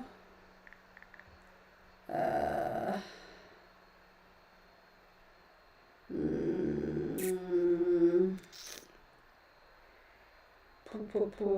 I suppose. I don't know how I feel about that Texas Patriot. I don't know because that's very graphic what I was told. And I don't want to, but I don't know. Oh! Before I said it, she's gone and done it, but okay.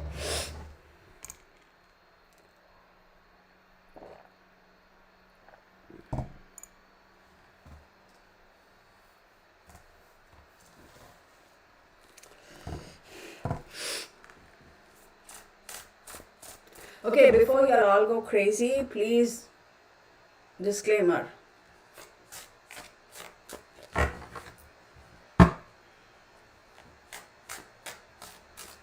So the maid didn't administer it to her. She used it when she went and she, whatever. Thank you, Shalin. She used it whenever she used it. It's not that the maid used it on her, if you know what I mean.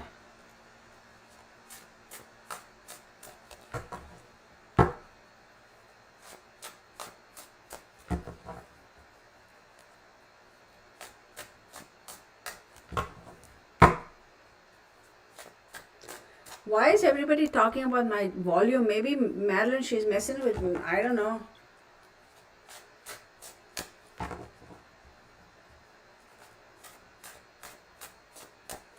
She hasn't told me anything about that as yet. Let's see. That is true what Kelly said with regards to, showing injuries to her rectum and all that stuff. Yeah. But they have to show something, no, in the autopsy. They can't say, oh, there's absolutely spotless. They have to show something. So,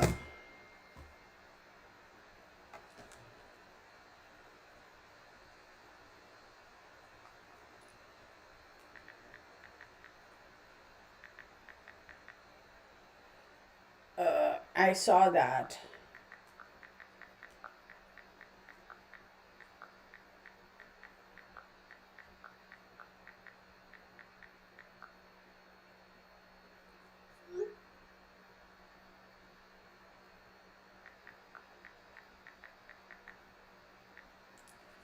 It's all good. It's all good. I had to, because it's such a weird. Oh, the echo is gone? Oh, wow. So maybe it was her.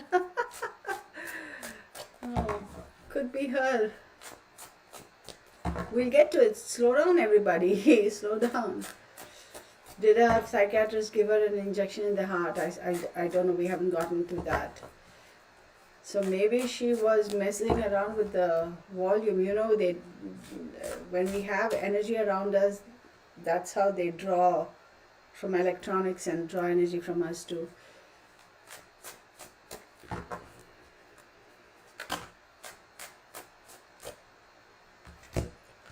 The Magician.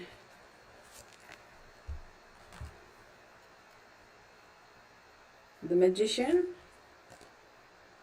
and the Eight of Cups. It's okay.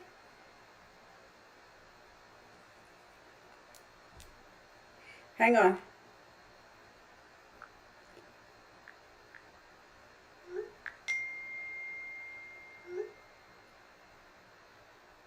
Hang on.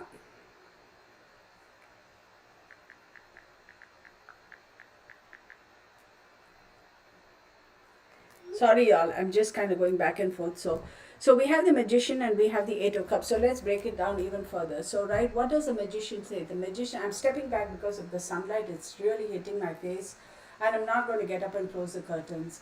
And I know she's keeping the spotlight on me. It is the weirdest thing. Very rarely have I had the sun really hit me so harshly. So maybe there's a reason why, I don't know, maybe I'm just cuckoo in my head, y'all, who knows, right? Welcome to my world. So I'm just going to say that with the magician, we know it talks about somebody who is deeply masculine, somebody who has the power, who has the ability to create magic, somebody who does have the ability to make decisions and not be questioned, who has the authority, who is an authority figure. The magician could also, in this case, mean a doctor. It could also mean a person of power who basically says, I can't. It's blinding me. Watch out, baby. Watch out, watch out. All right. Woo. Yeah, I'm sorry, y'all. I had to do that because it was so blinding. And with me and my lupus, I cannot afford to have that. It's just like straight in my eye. I can't afford to have the sun right in my face like that so much. And I can feel it getting warmer and warmer. So with the magician card, it does talk about, you know, uh, yeah, I am on the spotlight. I definitely be. And she was always in the light. That's so true. She was always under the spotlight. It just got too much for me, y'all. I couldn't actually see. I was seeing black, like spots. Time to kind of tone it down a little bit. Um, so with somebody who, magicians, as we all know, they can make things vanish, poof, right? And nobody knows, right? And nobody doubts and nobody questions. And when we talk about authority figures, if they're saying this is the law, this is it, then nobody questions, nobody doubts, nobody goes against, nobody says, oh, but no. That's it, one and done. So with the magician card showing up, I definitely believe this was an authority figure. This most definitely was somebody who was in the medical field, and he was consulted as to what is the best way, which would be undetectable for the most part. And I also do believe that the coroner, whoever the doctor was called, they were all in the loop. Absolutely, they were in the loop. Now, one thing I'll tell you, this is what I'm being told. When this was discussed at JFK, actually initially did not know that the plan was to eliminate her. He did not know. You have to be honest. He did not know that the plan was to eliminate her in the beginning. Okay? But when he found out that because somebody in his team, they were whispering, talking, words, whispers, wind carrying some, something on the breeze, and he heard it, and when he went and confronted Robert and the other fellow, and that's when they were saying, yeah, and she's telling me that JFK basically lost it. Basically lost it. But by then it was too late. And Robert is the one who told him, it's done. It's already done. There's nothing you can do about it. That's what she's telling me.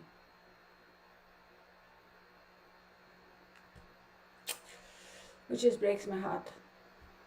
So, which leads me to believe that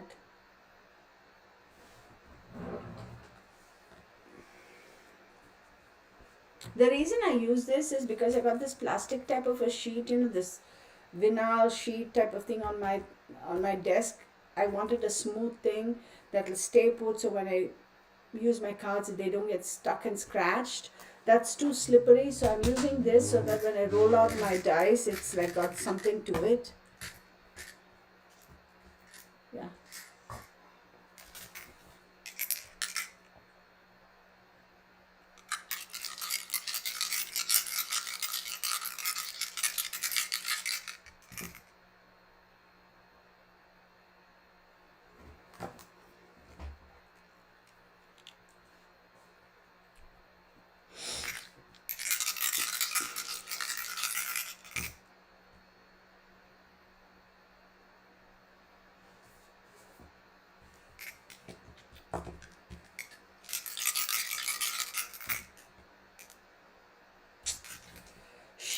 He came to know, but by the time he could do anything to stop it, it was too late. He was told, it's done.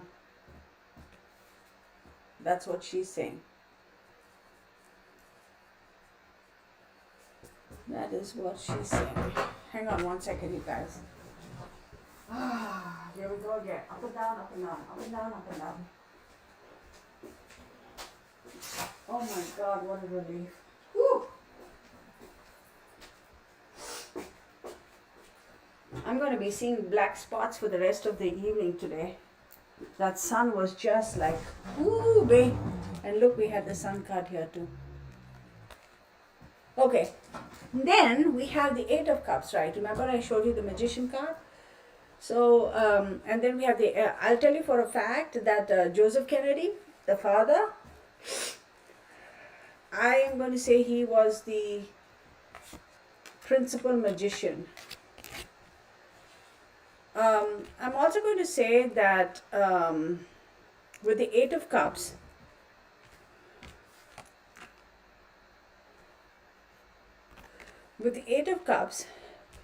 it does talk about withdrawal, retreat, moving on, and abandonment. She feels for certain that she was abandoned. John just withdrew, he retreated and abandoned her. She feels that he could have, should have done something. He could have or should have done something. It would never have got to this extent if he had put his foot down and said, no, she's going to be a part of my life and that's that, take it or leave it.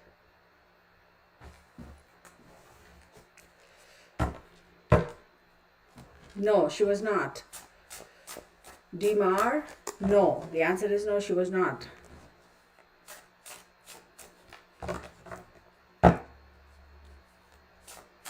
I'm telling you, Sandra, that flipped me out. You're so right. It just kept like, true, Sandra, what you're saying, I felt like the sun was like, when the spotlight and you turn up the volume or whatever, turn up the brightness, I couldn't take it. It was just too much.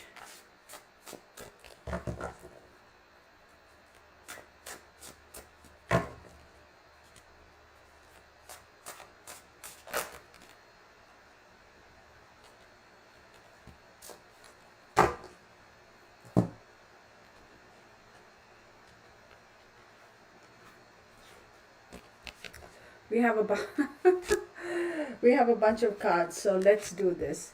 We have the Chariot, which is a Cancer card, right? Then we have the Ten of Swords, total, absolute grief and, completely devastated. The Moon card, correct? And then we have the Eight of Wands in the reverse, Eight of Wands in the reverse. And then the Four of Wands in the reverse. How ironic. So the Chariot card talks about, it's a Cancer card. It talks about moving, maintaining focus, maintaining balance, paying attention to detail. And having said that, consider it's a Cancer card and it's Moon. It's also maintaining focus and balance with your emotions. So you have to detach yourself a little bit to not let your emotions go overboard. So, and then we have the Ten of Swords, which talks about absolute, complete, painful ending and hitting rock bottom. So for her, with the Chariot card, it's saying that as much as she wanted to kind of get it together, to be able to manage her emotions, to get past this and say, okay, fine, you're not going to be with me, that's okay. I'm going to have to figure out a way to get past all of this and come to, terms with the situation and get on with my life. All right, fine. But she wasn't allowed because I do believe she was,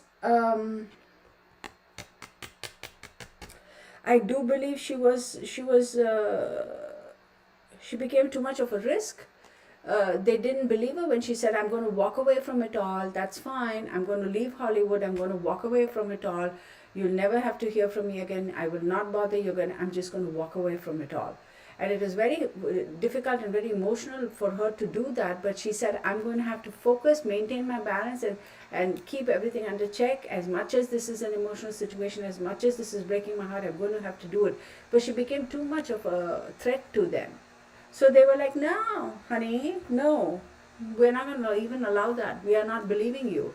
Now, would Madeline have actually walked away and left them alone? She would have. So she feels that she was told that she was a big, she was a threat. She feels that I mean, she, she felt totally hitting rock bottom, like stabbed in the back, because she's saying that they didn't believe her when she said she was going to walk away. They didn't believe, and they told her, no, no. Because 10 years, 15 years down the line, of course, at that time they didn't expect Kennedy to be offed. They thought she's going to write a book or do something and it'll all blow up in their faces. Susan, thank you so much for your generosity. I appreciate you. But what are the odds that you would have the Chariot card, the Ten of Swords, and then you'd have the Moon card? Right? They were not buying that. They were definitely not buying that. And with the Moon card, they were like, we have to do something to keep this chick under check. We have to do something to keep a watch over her. We have to do something to keep her under control and make sure that she's never going to surface again. We're going to have to hide her, eliminate her, hide her, delete her, sweep it all under the carpet so she never comes out. We're going to have to watch her very closely. She was watched, she was monitored, absolutely. And then you have the eight of Wands in the reverse. So Eight of Wands talks about speedy action, quick changes, news arriving. But then when you have it in the reverse, it shows that it she's telling me that they expected.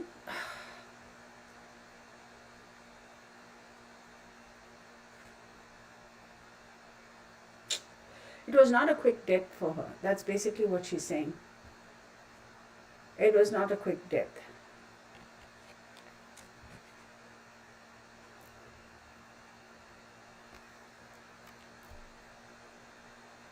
It was not a quick death.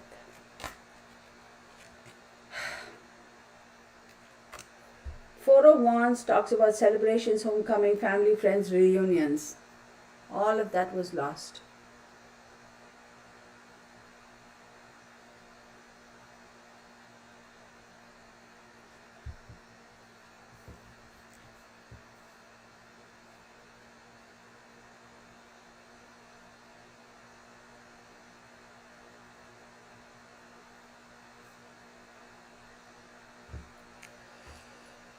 Oh my goodness.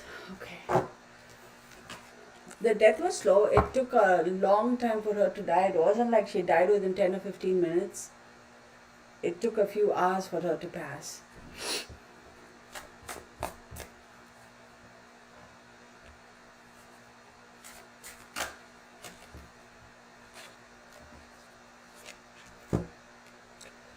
The Hangman and the Upright. So, the Hangman. Well, if it is this way, you would say it's reversed, but this is how the Hangman. So the Hangman says everything came to a standstill after this. Everything came to a standstill. Now she's telling me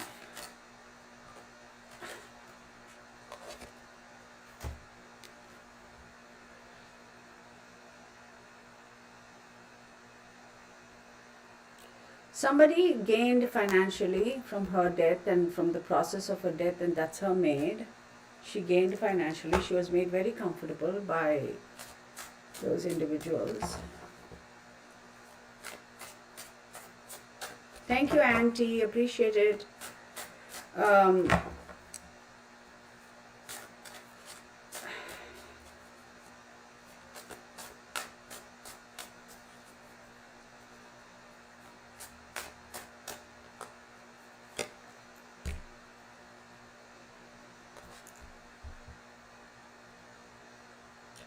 Wishes came true for you know whom. Wishes came true for you know whom. Jackie Kennedy. Yes, she did suffer. Absolutely. It was not an easy death for her. She did suffer.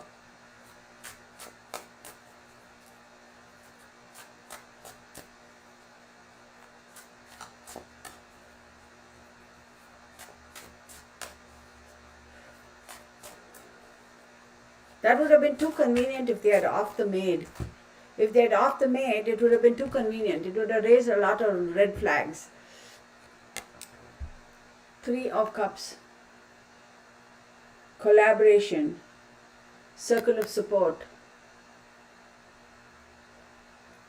There was definitely a collaboration. There was definitely a circle of support for the people who were responsible for her death. They would not have offed her. Who said that? Sandra says, I think her death was not okay. They would not have offed the maid. If they had offed the maid, it would have been too convenient. I mean, it would have been like, why are they offing the maid? Because the maid knows too much? Oh, the maid is not going to spill her beans. She knows the kind of people who are involved. No.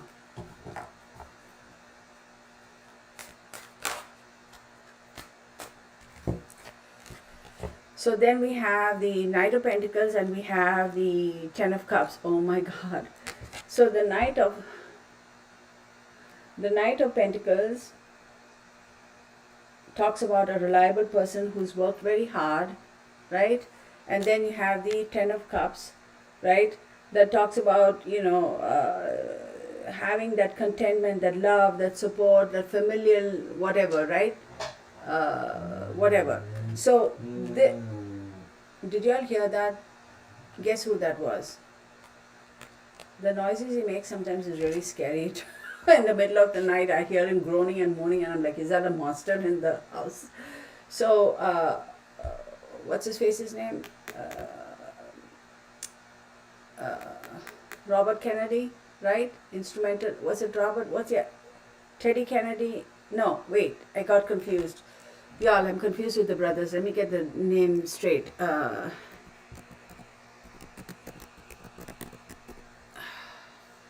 Robert and Teddy Kennedy. Yeah, Robert Kennedy. I want to make sure I get the name straight. He also took advantage of her. And we are talking about, ultimately it was, the whole happy family and everybody is fine and the family is fine, contentment and peace. We've eliminated the biggest. JFK can go on to be the president of the United States and rule the world and be king of Kong and all that stuff. Yeah. Now I'm going to say something that people are going to come at me and say, "Oh, Kitana, you're crazy." Like I said, oh my God, why am I having a...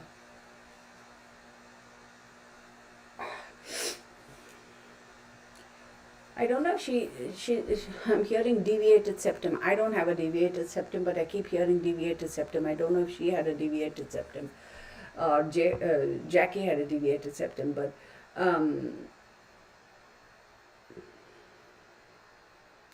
have you ever wondered why that whole Kennedy family is wiped out? Like basically the whole family is like devastation over devastation, is murder, accident, suicide, literally that whole family. Because those people go around doing things like this, that karma is not going to go anywhere. It's going to come back and bite them in the behind. Have you ever wondered? So I'm going to put these cards away and I'm going to look at the others. Okay.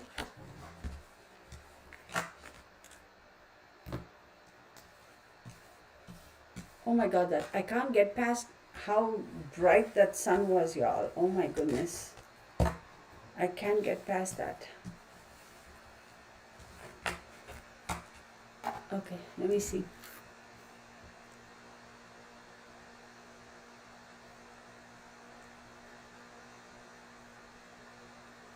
What?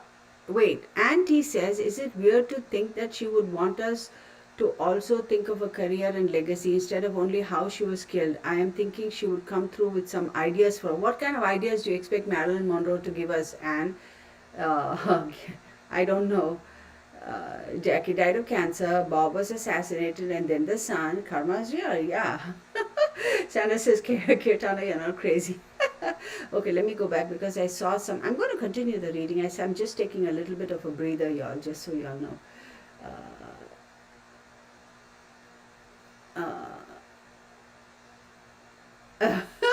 Bunny. Wait. Yeah, she was. Yes.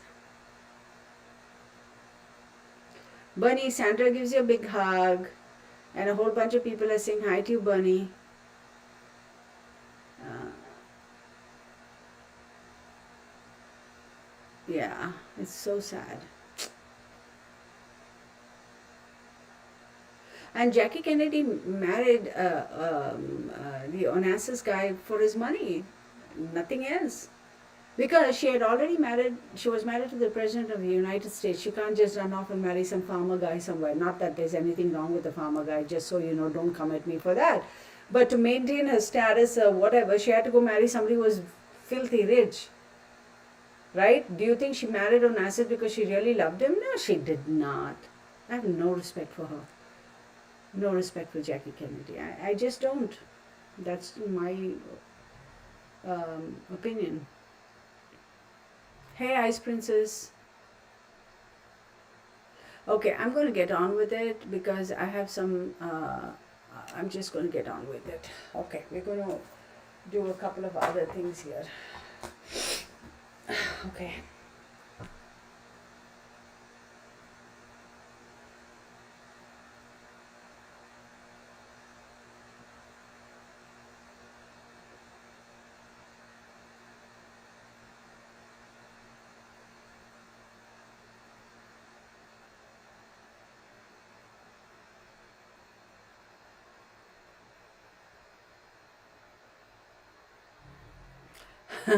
Oh my God.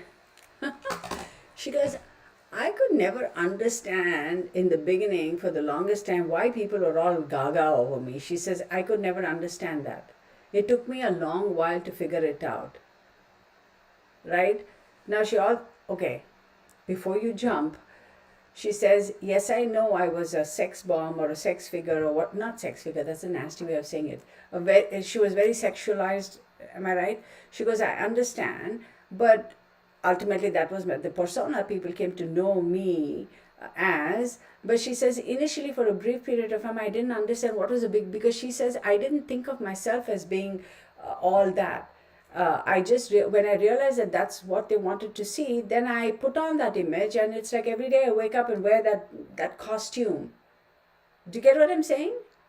So she says, yeah, once I realized that that was what was selling, I was okay with it. I would wake up and wear that costume and go, right? But I really didn't understand what the big brouhaha was. And she goes, she was very self-conscious about her body. In, in all honesty, she was really self-conscious about her body. Um, oh my God, she's showing me stuff that I'm going to draw stick figures, and people are going to get mad at me now because it'll be like, how can you me? Well, whatever. Okay, I won't draw stick figures because everybody will have a fit because my stick figure drawing is so. So, I'm a woman. I'm not saying this be to sound derogatory about a woman's body or anybody's body, but you know how as women really, why am I trying to be so politically correct? Screw it, I'll just say it. So, when you look at your behind, okay, when you look at your bum cheeks in the mirror, you know the part where your bum cheeks meet your thigh? She was conscious about that part of the body. It's the weirdest thing. Y'all, please don't come at me and say this is sick and this is gross and oh my God, why would you say something like that? Look, I can't tell you. She said she was very conscious of that part of her body. She said she was always caught when she wore her swimsuits and all, she didn't want that part to hang out of the swimsuit. Y'all can laugh at me all you want. I'm just saying what I'm told. That's it. Take it or leave it. I couldn't be bothered.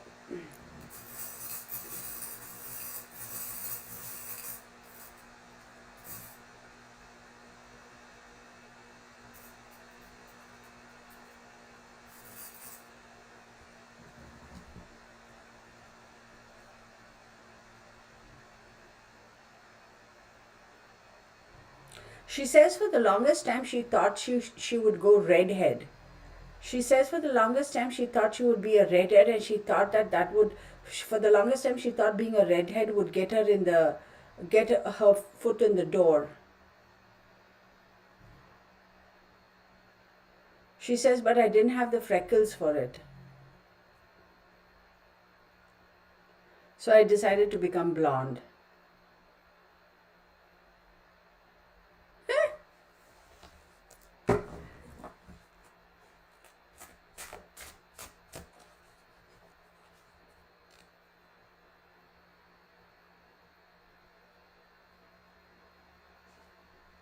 Wait a second. What the hell is going on?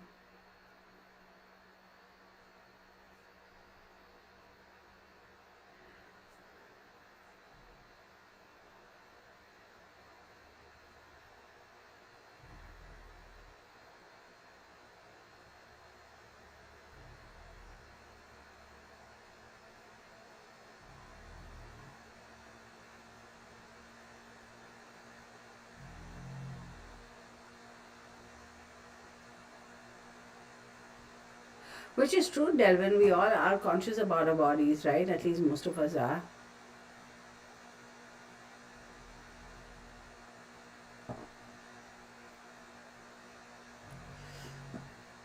I understand now what you're saying, Auntie. I get it. Like I was a bit confused by what you were. Okay, Kelly, we dial it back. We were not sure what Auntie was saying, and she's explained, and now I understand where she's coming from. So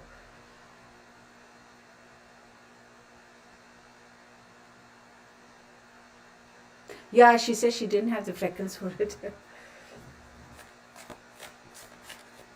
Rock and Robin, we'll see. Yeah, he is in the room. He's just groaning and moaning like, I mean, he's just crazy. So he was a little upset with me because the past couple of days I didn't take him out for a walk. And the reason I didn't walk him was it got really icy over here. And I don't know how to walk on ice. I'm from Southern California. I don't know how to walk on ice. Secondly, I have had major fractures. I have fractured my pelvis. It was fractured in 3 spots. I fractured my ribs, shoulder, rotator cuff. I've had a whole. So I'm not afraid of falling, but I'm afraid that if I fall, I will end up with fractures because my fractures were so severe. And those were actually related to equestrian accidents. It wasn't that I was just doing stupid stuff, but that's the nature of any sports, right? There's always an element of injuries, right? A percentage of injuries that you have to incorporate into your sport pursuits of sports, right? Or competitive sports. So, I mean, I get it. I'm just afraid of, because my fractures, y'all, I wouldn't wish that on anybody. So I told Mark, I said, I'm not taking, and usually when we have ice like that, Mark doesn't allow me to take Bernie for a walk anyway, because this dog has to go out, right? Because he's a snow dog, he's a Saint Bernard. So I didn't take him out for a walk, and he was a little upset with me today when it was nice and warm compared to the past couple of days. We took him for a really long walk because we were both bundled up, and this one is like, I love this weather. So came back home and he's passed out.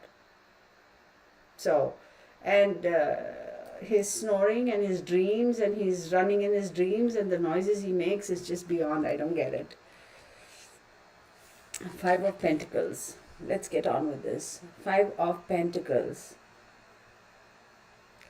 Isolation. She was definitely afraid that whatever finances she had, if she had walked away from all of this, that it might not have been able to sustain her for long enough, because she was so terrified that this family, the JFK family, would have, when you're the president of the United States, you can do a whole bunch of stuff or get people to do a whole bunch of stuff.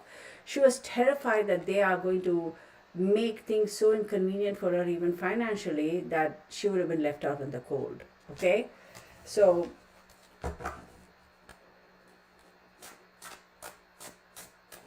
yeah, they were pretty bad. I know, Delvin, it is pretty bad. Like, it was really bad. I don't know how I survived that.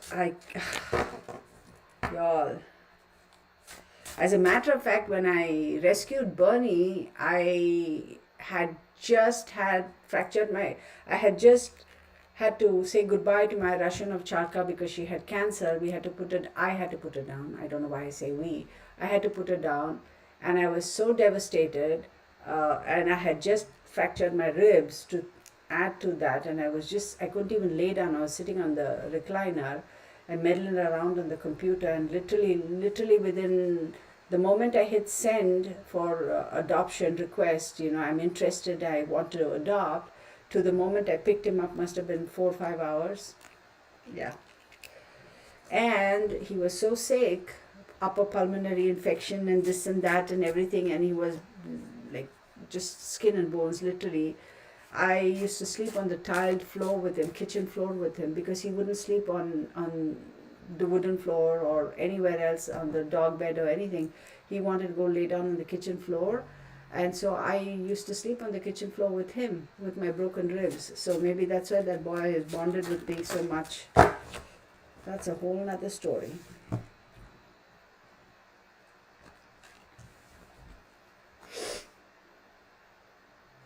We have the Knight of Swords and Six of Cups.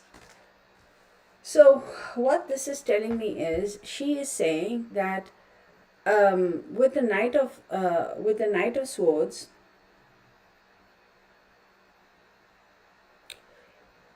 she knew her lifestyle was going to change really fast.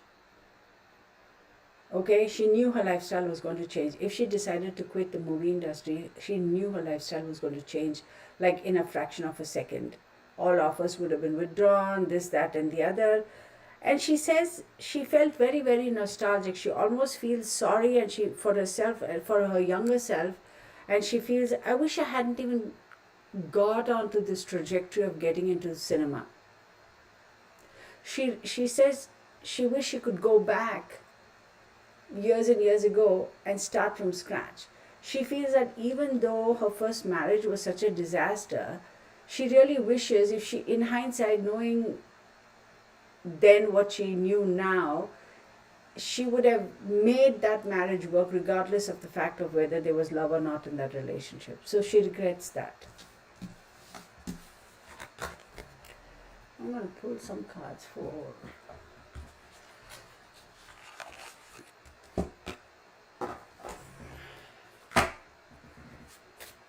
Let me see, y'all. Let me make sure all these cards are upright, okay?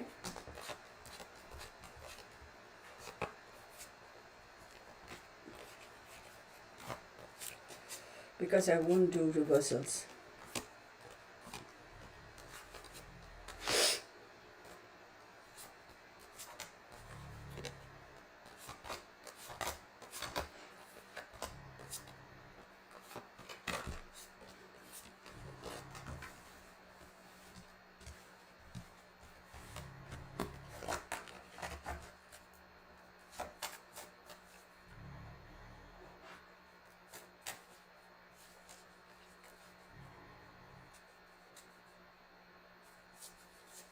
There was violence between her and DiMaggio.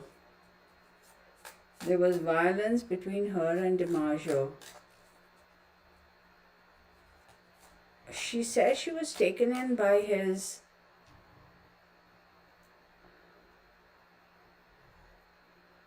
charm.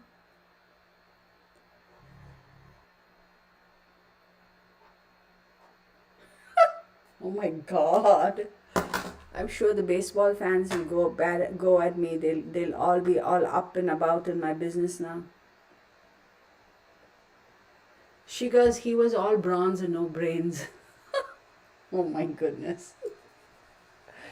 Girl, you're going to get me into trouble. He was all bronze and no brains. He was good in the sack.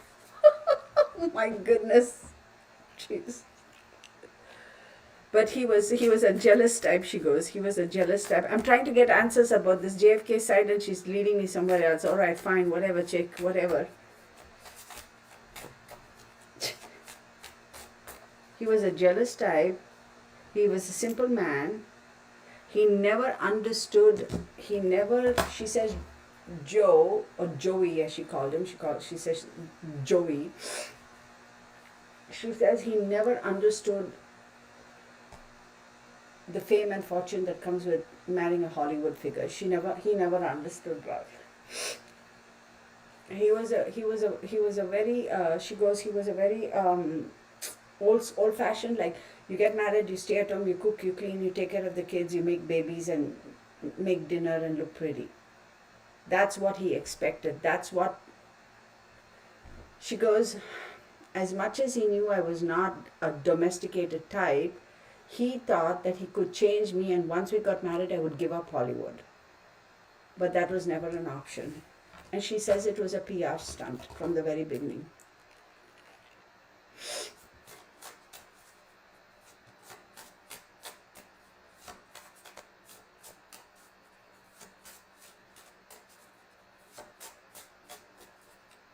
It's like if JFK Jr. had gone on to marry whoever the Hollywood female thingy was at that time, in his time, right?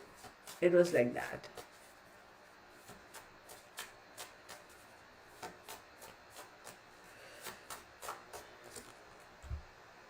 Fragmented, triumph of lies, absolutely. Masquerade. Any wonder?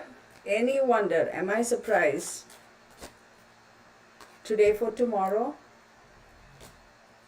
I'm not at all surprised. Hiding your true self. Not at all surprised. One more card. Artificial heart.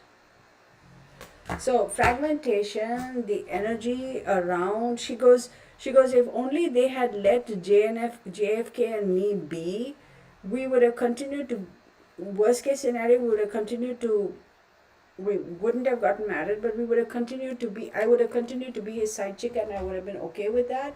But it was not acceptable to Joseph Kennedy and Jackie O. See, all their money was on JFK. They were banking on JFK to make it big so that the whole family could ride on his coattails. He was a product, and they were launching that product, and they expected that product to be a hit in the market.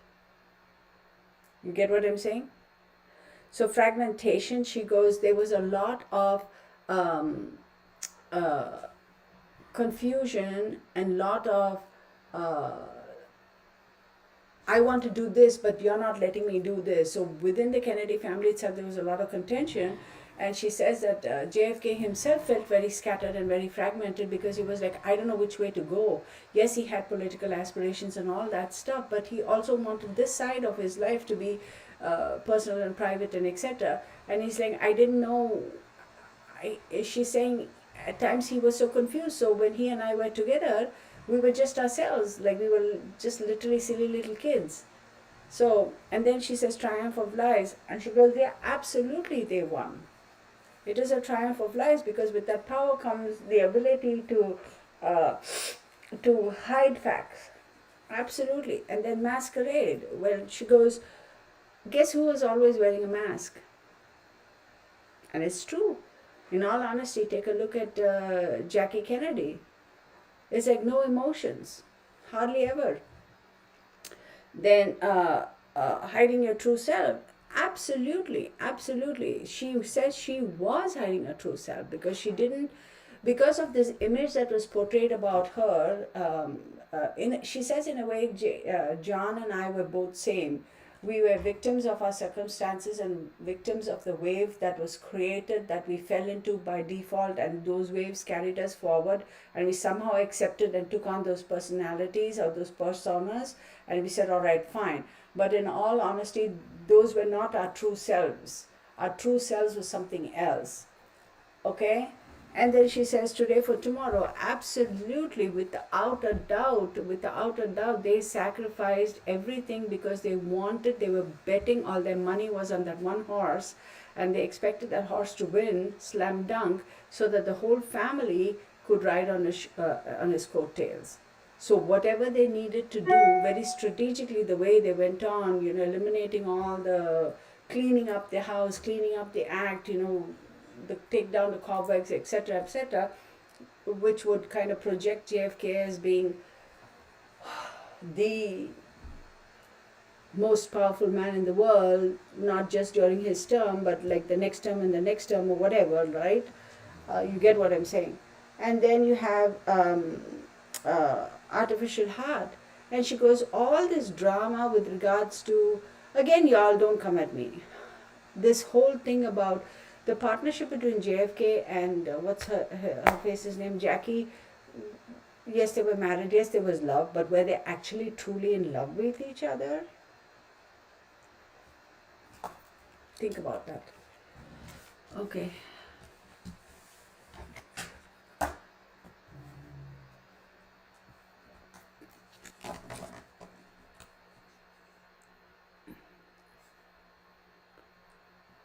Who's MM? Oh, oh, I get it. Duh.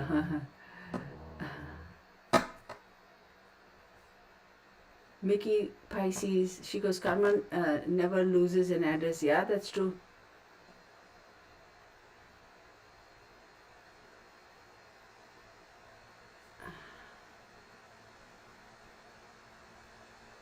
We'll come to that. I know Hoffa is going to come up. Absolutely, we'll come to that.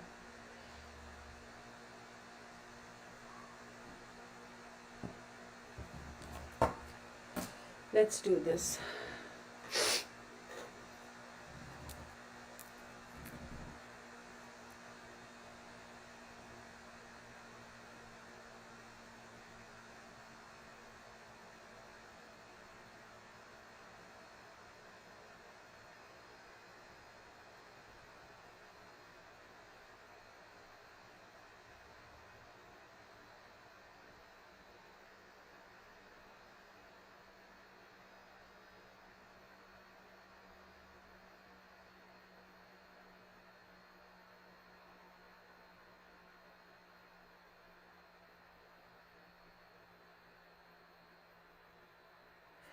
Hold on, you guys. My hand is shaking. Hang on.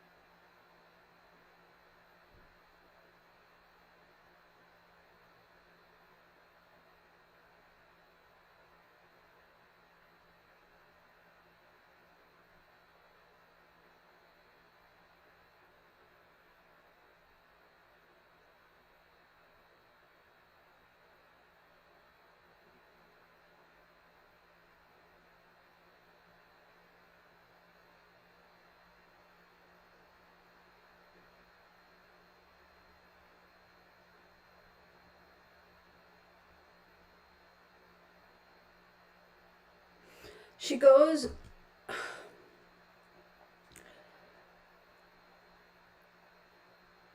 I'm going to say maybe he knew something about her and the way things were going to go down or whatever, her relationship with JFK.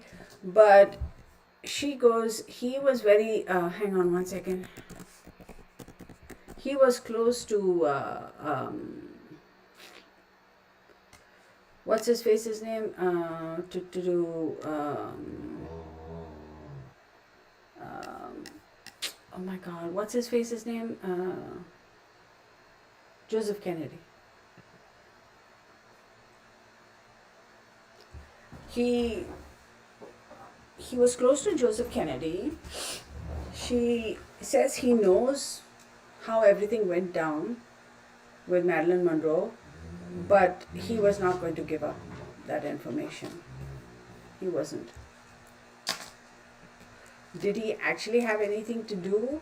She goes, maybe he, in a way, because he knew how things went down or how things were going to go down or whatever, but him actively being responsible, no.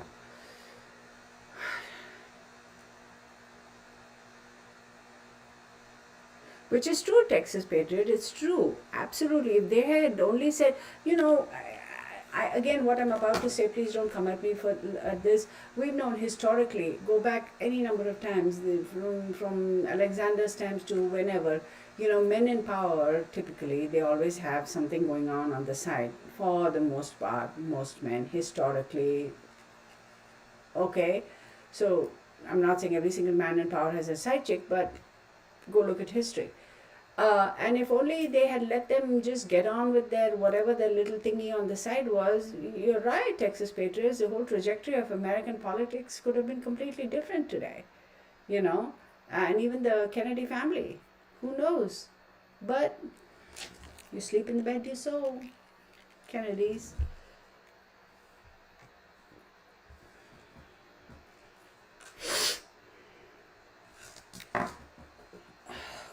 Hang on 1 second here.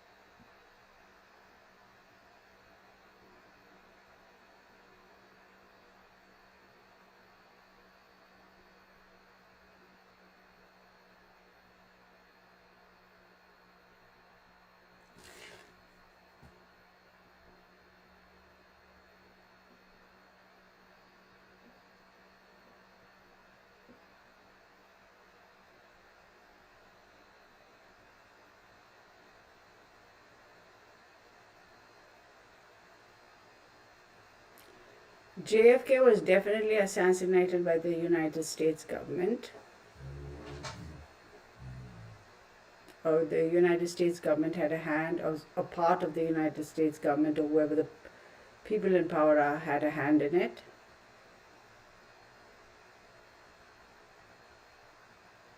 Hoffa was very well aware of who. Think about that for a second. Think about that for a second. What that means.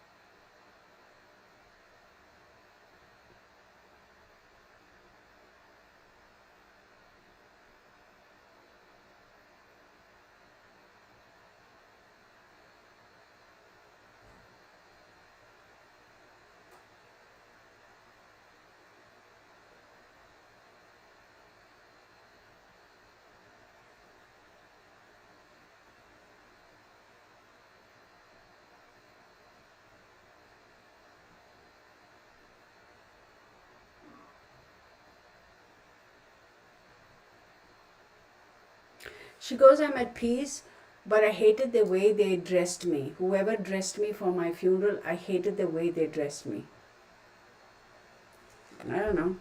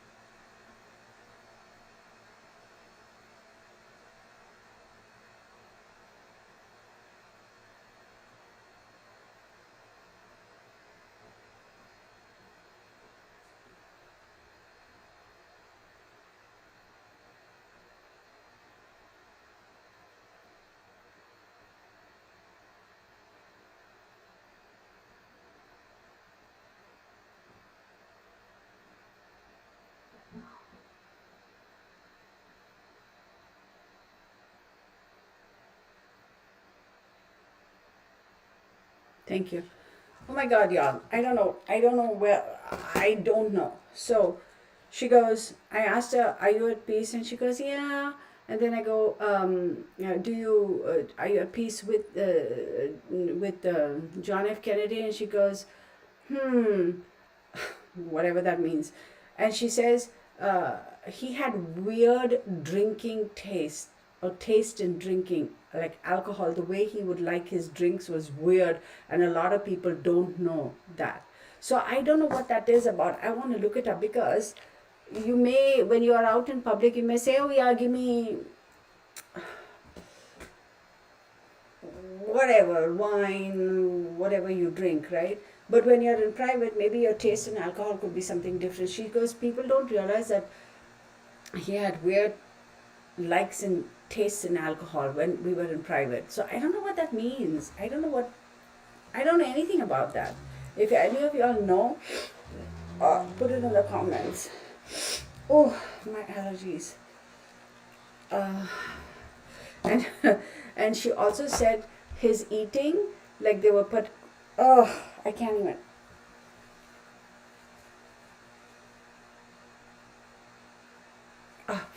She goes, the way he used to eat, I don't know whether he was allergic to a particular seafood, but he liked it, but he still was allergic to it, or just the way he ate it. She didn't, I can't. She goes, the way he used to eat something, I don't know even know what that is. To me, it looks like a mussel, like a shellfish, like octopus, or a mussel. Am I right? um, she says, it used to make me sick, and I actually felt sick. Like, you know how sometimes you're sitting across the table and somebody's eating something and they are slurping or doing some weird stuff, and it's like, you almost, I actually physically felt that. But she says he used to do stupid things like that just to annoy me sometimes. It's so weird. I don't know what it is about his drinking and eating habits. Um,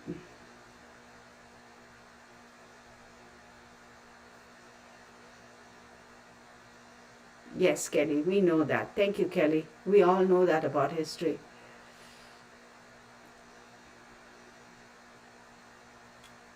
Hey, Angela, I want to ask you, do you think the sound is better now?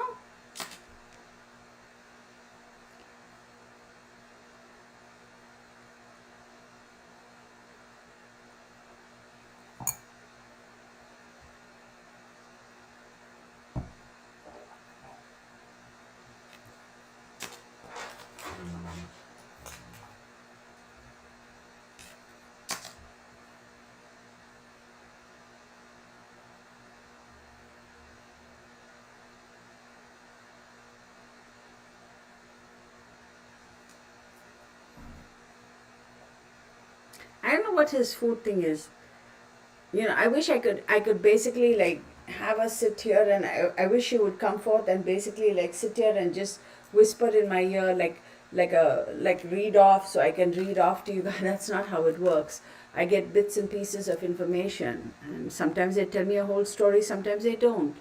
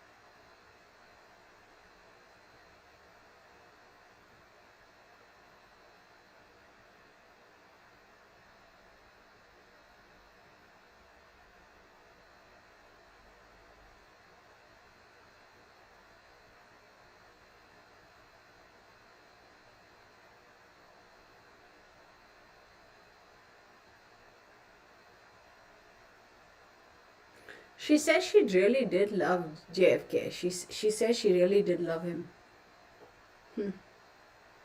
She also says, the world thinks the JFK boys were a bunch of saints. They were not. She goes, oh no, they were not saints. They did a lot of stuff that they shouldn't have done. So,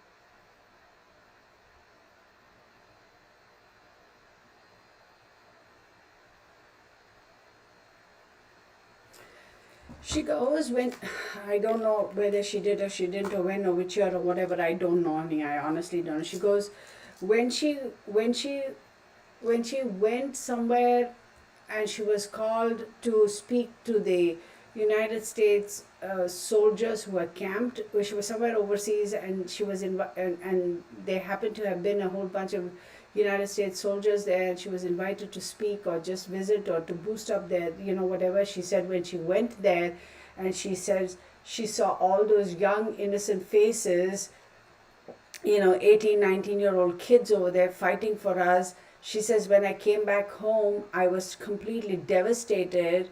And I think that was around when she and DiMaggio kind of parted ways or whatever. She says I was so devastated because it really hit me hard to know that these young men, like, they are fighting a war that isn't their own.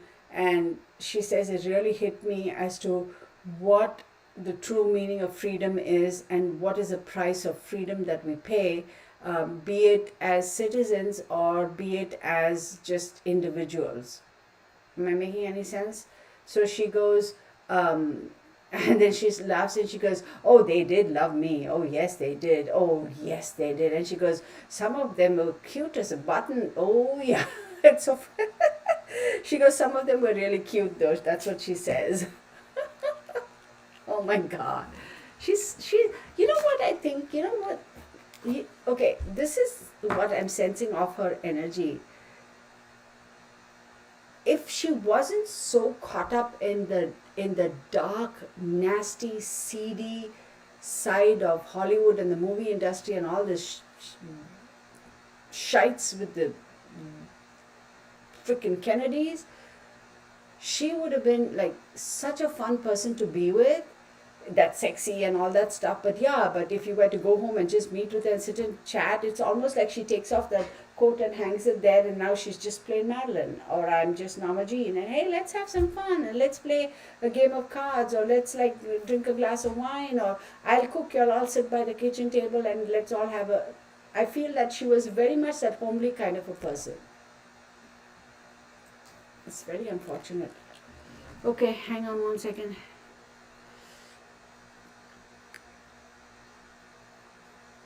Oh, I didn't know that. Lady Sapphire, she says JFK's drinks were daiquiris and Heineken beer. I didn't know that, honey. Yeah.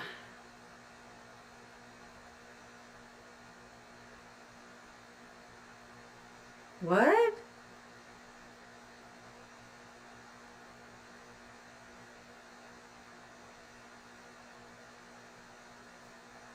Oh my God.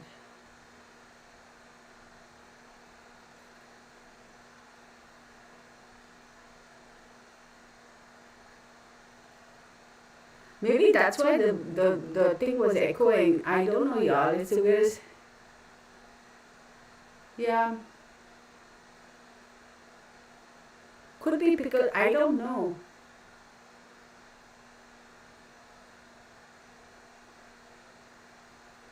Could be. I, I, the only kind of weird drink I'm drinking, Angela Smith, who said that it sounds like I am speaking through a tin box. It's just water. Thank you very much, Angela. I don't know, nobody else complained in that video, Angela. You were the only one who was saying that. Anyhow, the echo is back.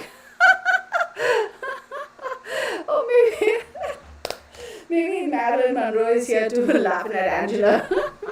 Because Angela was talking about it echoing, and I sound on another video she had posted. She says you sound like you're speaking through a tin can. Goodbye. Oh no, she said you sounds like you're speaking through a tin can. Have a good day or something like that. I was like, somebody's pissed. So who knows? I'm not making fun of you, Angela. I just thought that was funnier than heck anyway. And now that it is echoing again. Yeah, nobody's mad at you or anything. We're just having some fun over here. Okay, let's get on with this because I'm getting sidetracked. Okay, I'm going to pull some. Okay. You all have any specific questions? Any specific questions?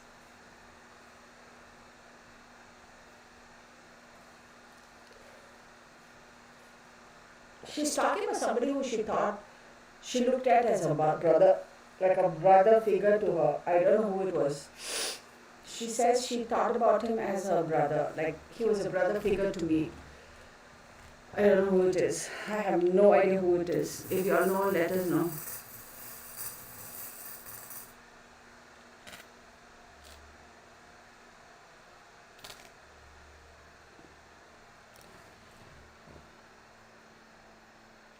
How old would she have been today? 84, don't tell me she would have been 84. So I see 8 and 4, y'all. Okay? Or 4 and 8. Then I see T and Z. T, hang on. Oh my goodness, can I just get it together? T and Z. If M pops up, then we know it is T, M, Z, right? Turner Movie Classics or whatever. 6.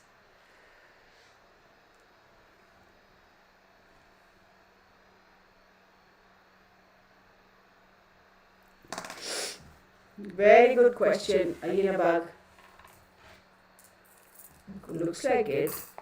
Wait, hang on, you guys. So she was born in 1926, right? So she would be, we're in 22.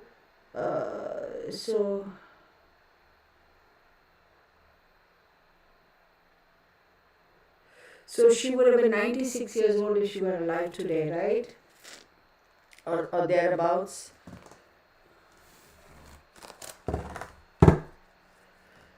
She had a good sense of humor, absolutely. I don't know who she's talking about. Somebody who she looked at as a brother figure, who was a brother figure to me. I don't know who it is.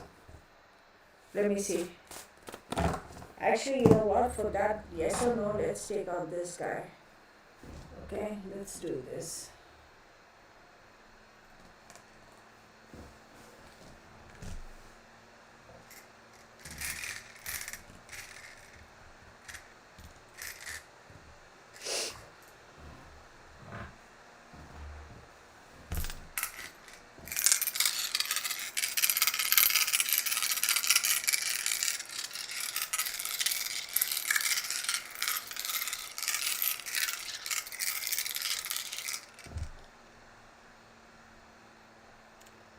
Was it a red diary or was it just a diary? I know Yinabag says who has a diary, but why am I hearing red diary?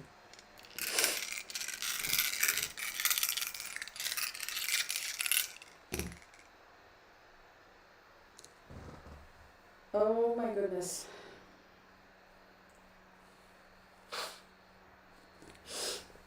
My question was, do the JFKs have your diary? And the first round, the answer is a yes.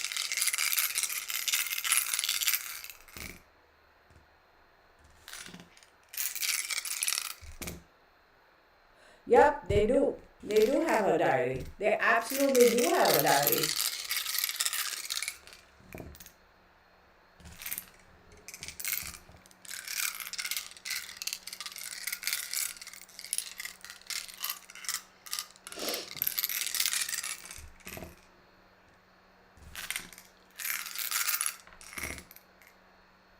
Oh my goodness.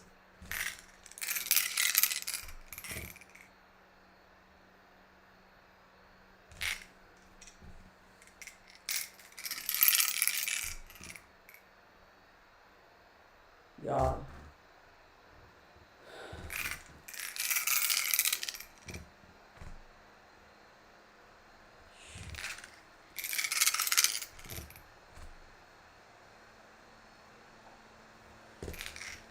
The Kennedys have a diary, and she goes, my next question was, did Jackie throw a fit about you? And she goes, yes, yes, yes, 3 times.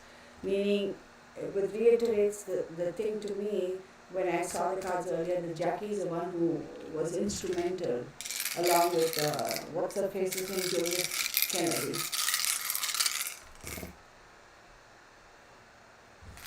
Yes, again.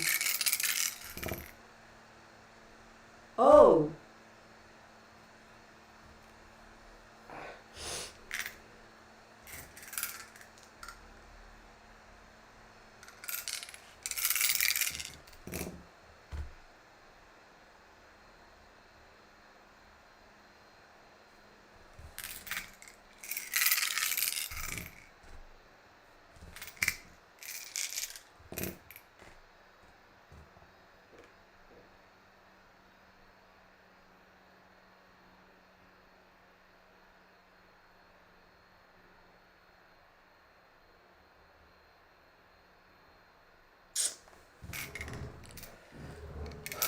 okay.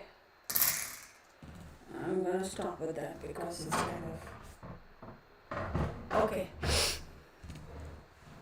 Yes, I know. Isn't that weird? Y'all, good catch, Texas Patriot.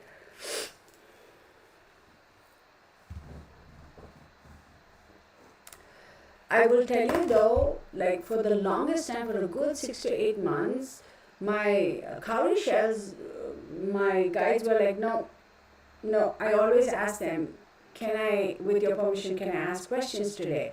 And if they say yes, then I can go ahead and ask my questions and they will answer. And consistently, it's been like, no, no, no, no, no, no. And now all of a sudden, they're like right off the bat, they're saying, yes, you can ask.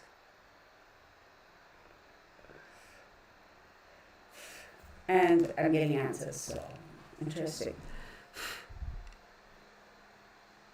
Peter Lawford. Who's Peter Lawford? Actually, oh, I didn't know about Clark Gable.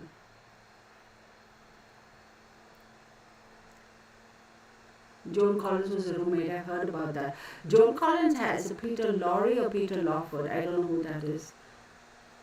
Um, what was I saying? Wait. Oh, it is a red diary? Oh, shoot. I didn't know that. Because Zinabag said diary and I kept hearing red diary.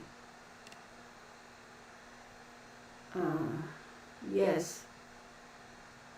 Will the diary ever surface again? Let's ask. Oh, I suppose we are going to work our shells, right?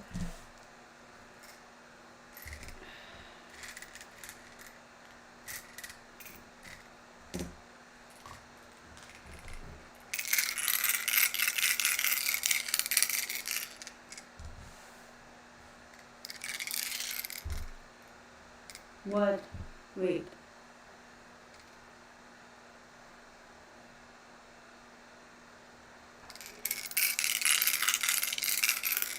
Oh, I didn't know that. Debbie Bagley, thank you. Okay, so JFK's brother-in-law is Peter Lawford. Who the heck knew?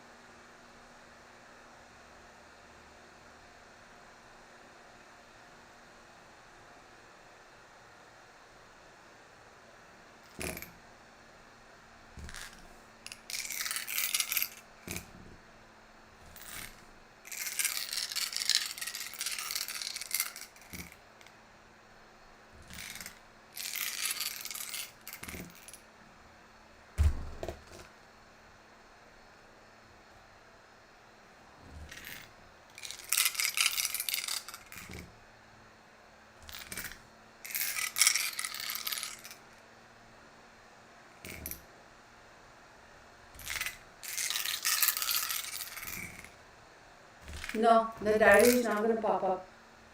Oh yeah, sorry. Hang on, yeah. Let me just make sure this thing doesn't fall off again. With all the stuff I have over here.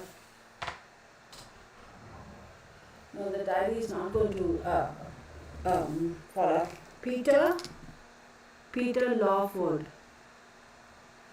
Something about this guy. Let me see Peter Lawford. Hang on 1 second, okay? Hang on.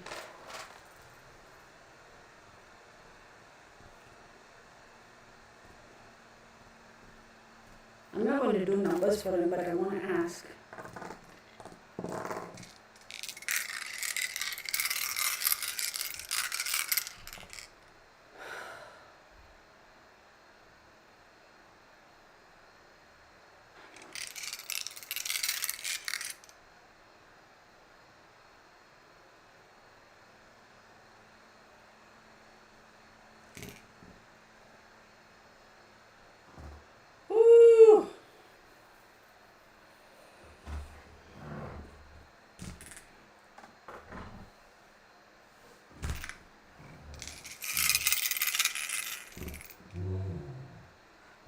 Yes, Peter Lawford knows how she died. Peter Lawford absolutely, I don't know if he's alive or dead, he absolutely knows or knew, if he's dead, he knew how she died and who caused her death. Bob Kennedy, of course.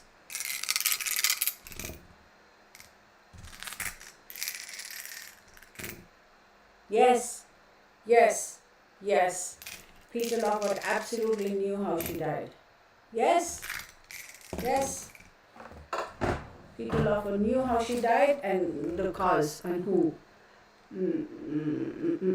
Peter was seen with Bob Kennedy the night she died. Okay, you know they destroyed the diary. The diary is never going to surface again because I asked. I don't know whether they destroyed it or not here. I just watched it and said he was there. In the fireplace. Look, y'all. With that level, I mean, think about it. You're talking about JFK, right? You're talking about the Kennedys. Look, with that amount of money and power, you can make anything happen. You can make anything disappear. You can make anything. You can create anything. So throwing a diary into a fireplace is.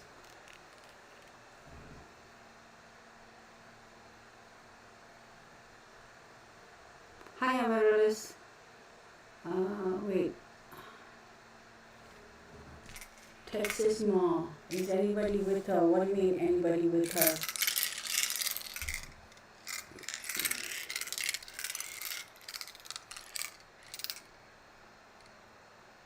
She was slow poisoning. Slow poisoning. I don't know what she means by that.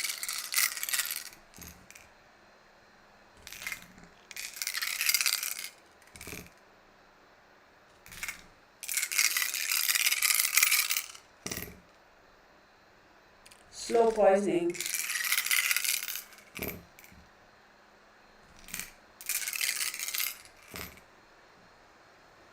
She goes, yes. She goes, yes. He used to give her prescriptions whenever she wanted, and she goes, it was slow poisoning. Oh, heck yeah, Texas Patriot, yes.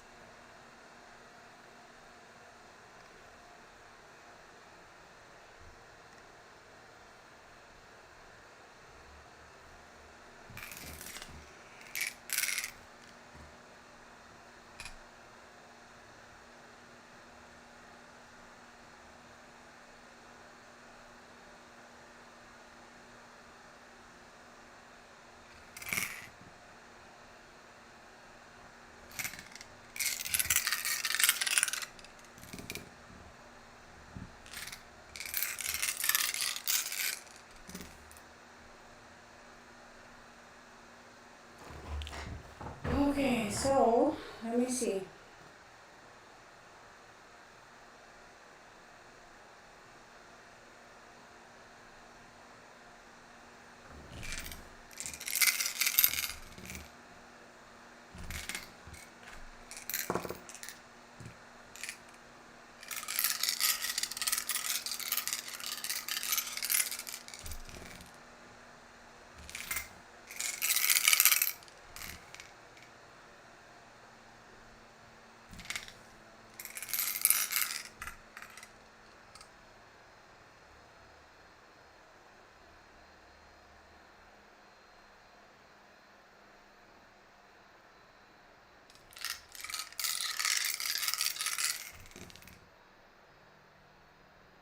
Oh my god. Okay, this is. Oh, hang on, everybody. Hang on, hang on. Camera died. Hang on. Hang on. I have to change. Okay. Yes, Bonnie, I understand.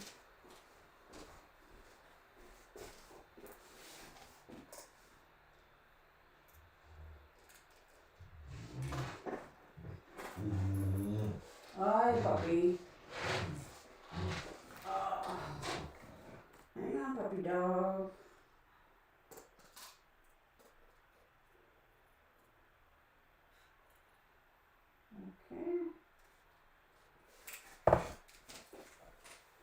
Okay.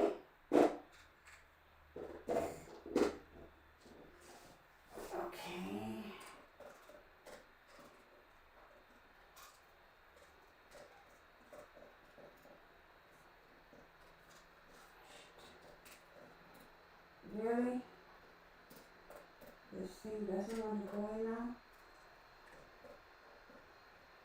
Oh my god.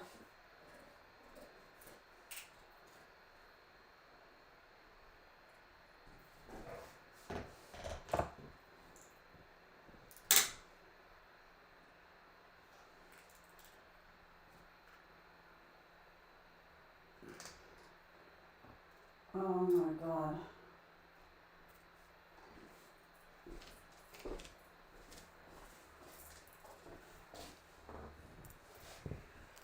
Oh gosh. Okay. Oh my god. This is my favorite blankie, y'all. Okay. Alright, there we go. I was just saying this is my favorite blankie. Thank you, Texas Patriot. Okay. So here's a thing, the thing that popped into my head. And it's true actually. They drain your batteries like that. It happens. That is so true, Angela. So she goes, can you imagine what would have happened, okay, if John and I had continued to have a relationship, and if we had that child and the child was a boy? Can you imagine what would have happened to the face of the presidency of America? Do you think Jacqueline Bouvier would have stood a chance? Heck no. Heck no.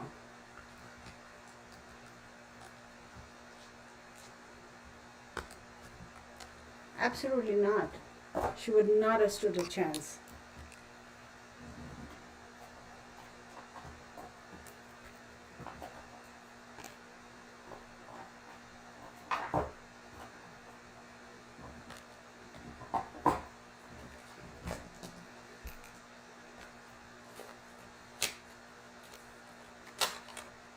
Oh, it was gifted to me.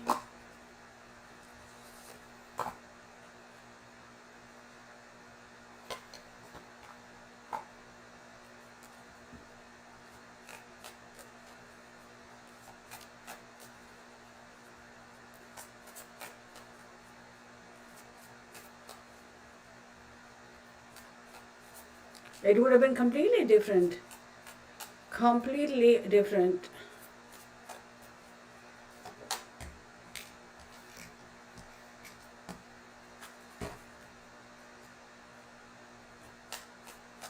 Yeah, pretty much.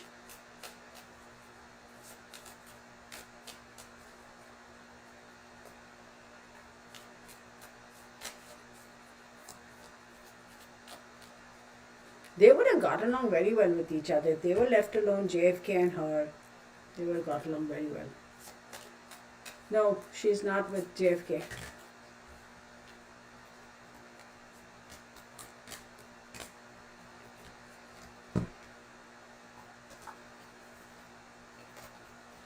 Oh, what did I turn topsy turvy? Oh, the camera. Yeah, because I had to, whatever. Hang on, everybody.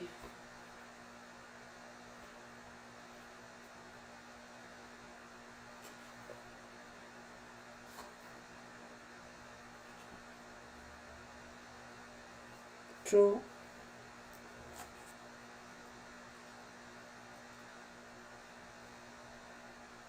True. I'll tell you what I'm seeing. Absolutely, I completely agree with this.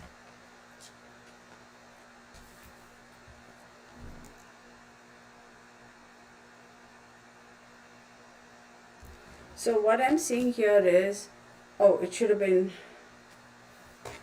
like that.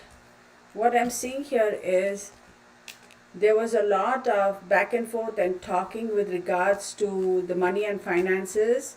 I do believe it would have affected the financial backing that Kennedy would have got for his pursuits in the government, if you will, further next elections. There was a lot of chitter chatter, and there were definitely people who were very clear about taking her out.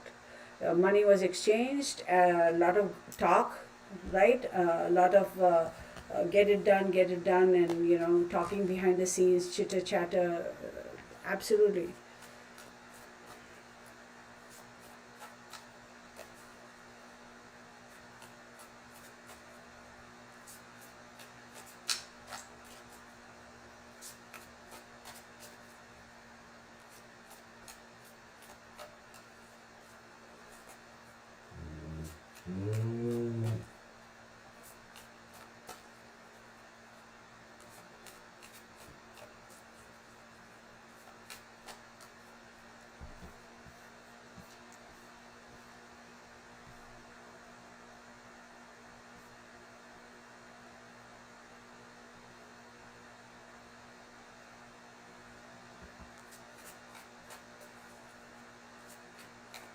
Somebody asked me here about the tapes. See, the problem is also that uh, because JFK was so into her, he confided a lot in her, and by the fact that she was there, a lot of entertaining was done around her place. Um, a lot of conversations was heard, a lot of stuff was, and when his gophers, aka Bob Kennedy and certain other political people, they realize, oh my God, she knows so much and she has so much control over, influence over JFK. We can't have that. We have to eliminate her, because then she became a threat not only to the political pursuits of his gophers, but the JFK family and to Jacqueline Bouvier, and of course, what's the old man's name? I keep forgetting his name. The freaking mafia dude, uh, Joseph Kennedy. He was like, we can't have that. We have to eliminate her. So she became too much of a threat, of a risk. But the sad part is, she says, I would never have let the cat out of the bag, because he had 100% of me, and I am very loyal a person. That's another thing that bothered her. She felt people in her life were never loyal to her. She goes, but I was so loyal to people. I have never let anybody down. You ask anybody, I've never let anybody down. That's what she says. And it's true. We have never heard of anybody saying that Marilyn stabbed them in the back or let them down. She has never. She goes, I don't understand why people, I felt that as much as people showed that they loved me, I felt that that love was false. I don't understand, why is it that they hated me so much? Why is it that they could not share genuine love with me? I have never stabbed anybody in the back. I've never cheated anybody. I've never done wrong to somebody. I have never disappointed somebody or betrayed their trust. And yet every one of them did that to me.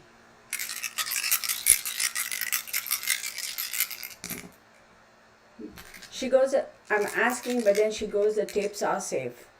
She goes, the tapes are safe. I don't know what tapes. Somebody asked me a question. I don't know of any tapes. I honestly don't know. But she goes, the tapes are safe. I don't know where they are or what they are. The tapes are safe. Yeah.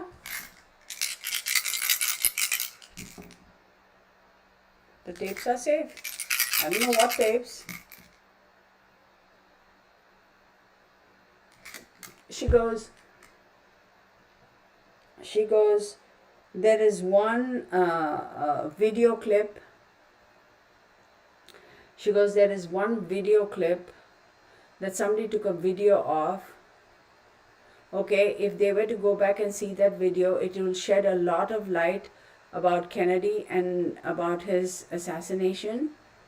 And she goes, that tape is available, that tape is still there, but somebody who has nothing to do with the movie industry or the political world has that tape. So I don't know what that tape is. There is one tape floating around like a home video. I don't know what that tape is. Okay.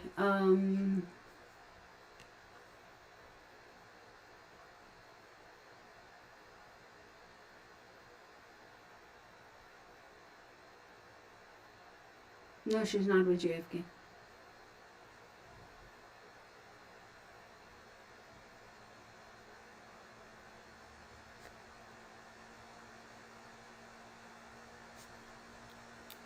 J. Edgar Hoover is another douchebag. I don't care what anybody says. That's the thing. That's what truly disappoints her. She goes, and she says that's the most heartbreaking thing. That's what I could never understand. Why is it that those people who I loved, who I cared for, I was 100% genuine in my loving and caring and respect for them. I supported them. I had their back. I had never let them down. Never said anything cross about them. But yet they could never show me the same loyalty and the same love. And she goes, go back and look anywhere in the papers. I've never said any wrong thing about anybody. I've never. That's the sad part. I really feel bad for that part. I mean, that's terrible.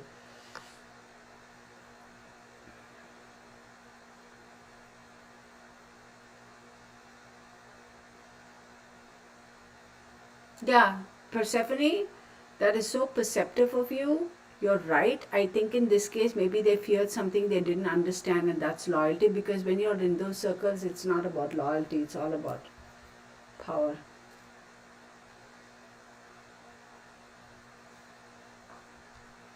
True, Delvin.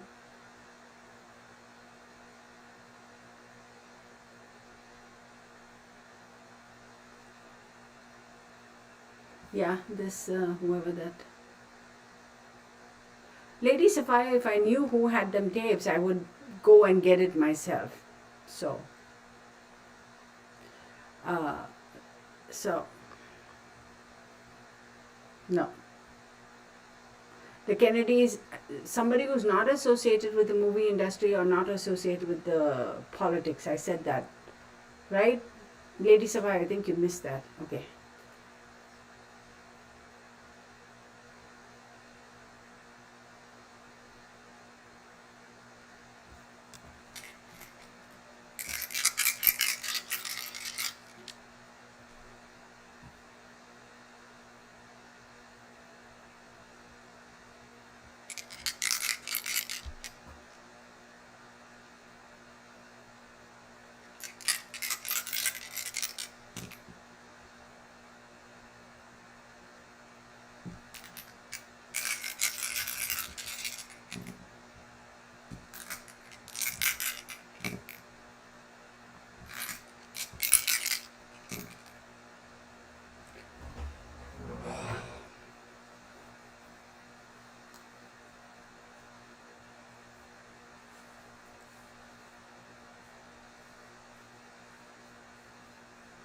I'm getting severe, like my,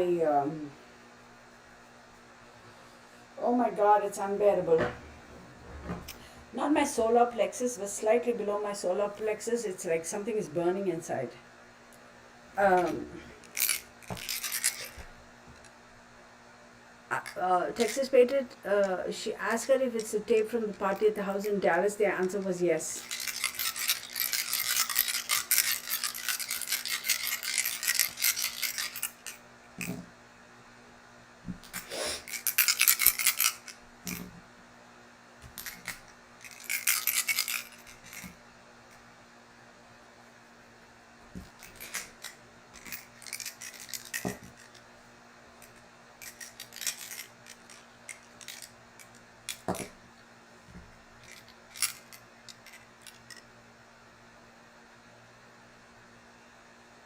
She goes, as much as people talk about me being such a success and such a famous Hollywood character, I have to laugh. She goes, half my life I spent trying to keep my head above water.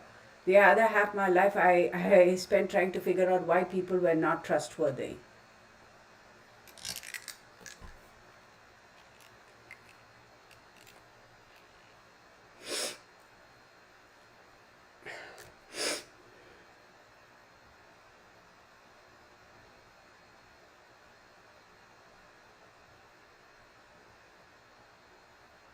She goes, I hated wearing mascara and my favorite color was white. I don't know how far that is. I don't know. That's what I'm hearing. She hated wearing mascara.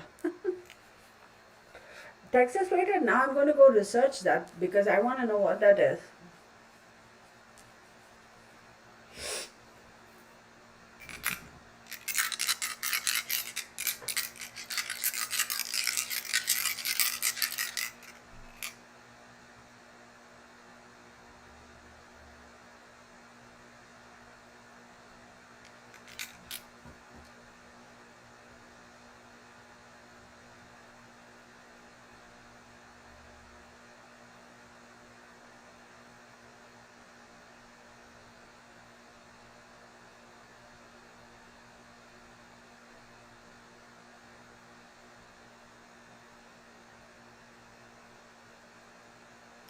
She goes, I did everything I was supposed to do, or I thought I was supposed to do. She goes, I did everything that I thought I should do, and and some, including dieting. And where did it get me? And she goes, I really liked pasta, but I wasn't allowed because of the starch. I don't know if that was her favorite dish or not. Somebody should be able to tell me that. Yes, Texas Patriot, send me a text because I want to look it up.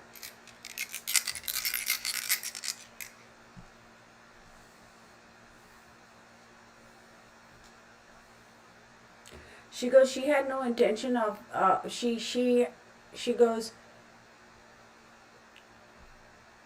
she had no intention of, she goes, she goes, she didn't initiate meeting JFK.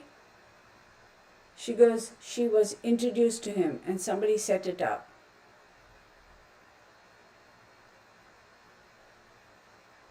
It started off as being another PR stunt, but they didn't expect it to take the turn that it took.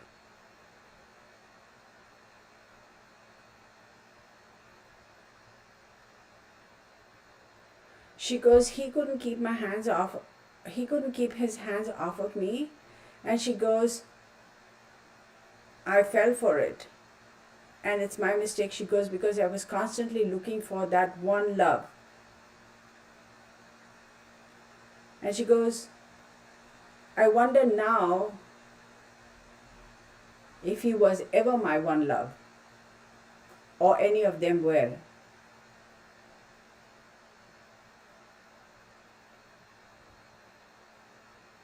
Okay, some other information. She goes, it's the weirdest thing. She goes, y'all, I don't know what to say. She goes, he used to creep me out. The first couple of times when we spent the night together, he would roll over and he would breathe, and oh my God, I was woken up. Whew! Oh wow. Okay, y'all, hang on one second. That was pretty intense. Okay. Wow, that was intense. So I was literally woken up, y'all. I was literally woken up. She goes, when we initially started spending the nights together, he rolled over and he was literally breathing by my ear, and it freaked me out because I didn't like it. And she says, I never got used to that. And she goes, well, I don't know how many people are alive who actually spent a night with John F. Kennedy to attest to it. She goes, he would snore in such a way that he would snore, he'd go quiet, and he'd snort, and he'd snore again. It was almost rhythmic. It's weird, weird stuff. And then I was jolted awake. I mean, it was literally like I don't know how to explain it, y'all. I just don't know how to explain it. I don't know how to explain that.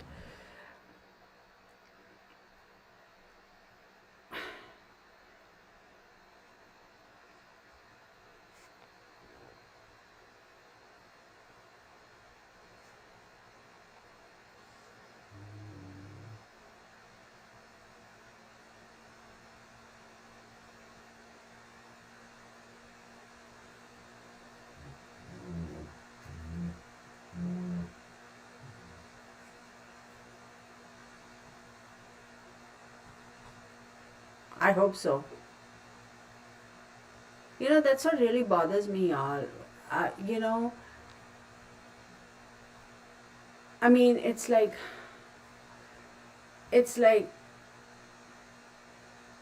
how the public vilifies or demonizes somebody erroneously, only to come to find out they are not the person who is the bad one. Isn't it terrible? Thank you, Texas Patriot. Thank you for posting that. And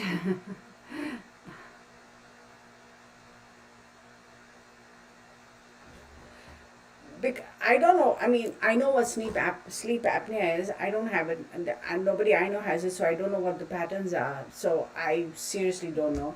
But she said it. She took a long time for her to get over it. But she never liked it. Oh my goodness, she never liked it when he would breathe close to her ear. I suppose when you're cuddling somebody, you tend to do. She said that always freaked her out. She never liked it.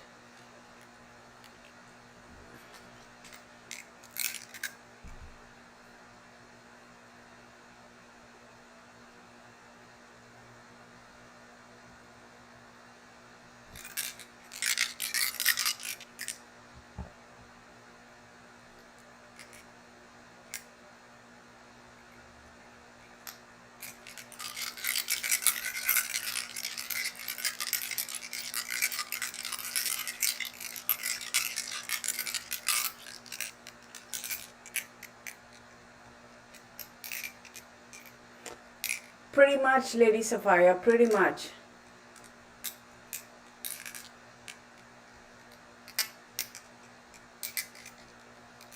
Pretty much. I like literally pretty much.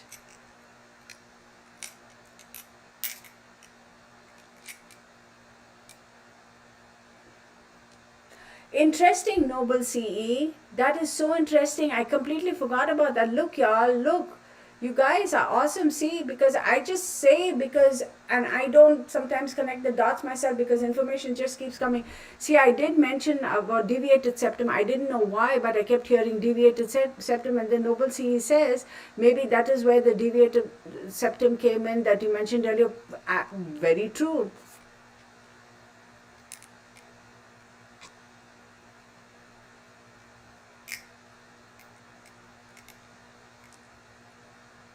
Lady Sapphire, that is actually very true. So for those of you who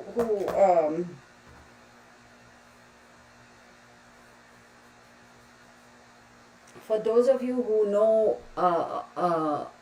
channeling or whatever mediumship or whatever you want to call it, there are any number of clairvoyance, clair the audience, clair this, clair that, whatever. Okay, whatever. We see images, we actually see scenes, we smell. Somebody asked me the other day, Kirtana, when I did that other live stream for that, where that man, that remote viewing fellow popped into my thing. Y'all, I have to tell you, weirdest experience. But I with particular scent, odors or scents or smells or fragrance. It's weird how they show themselves up. Sometimes I can actually feel them. Sometimes I can actually like, what's the word? Obviously see, but it's just I don't know how to explain the way the messages come. I don't know. I have something to share with a couple of you folks here, who I know.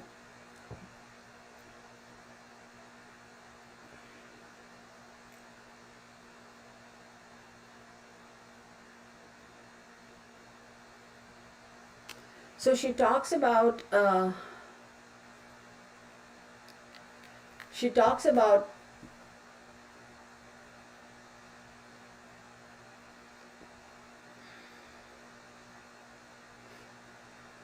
it's an old distressed gray, all not olive green but olive gray distressed dining table, like almost a like a farm type of dining table. But she liked like that rusty thingy. She says she liked that dining table, and she always liked to eat there. And she's showing me linen, like white like linen, uh, oh my goodness, linen table mats, tablecloth, not tablecloth, it's like a runner, and the table settings and linen napkins and everything. Very like very clean, very farm, very rustic type of a setting. She really liked that, she says. She's talking about lilies. I don't know what her favorite flower was. So somebody has to mention over there. She's talking about lilies.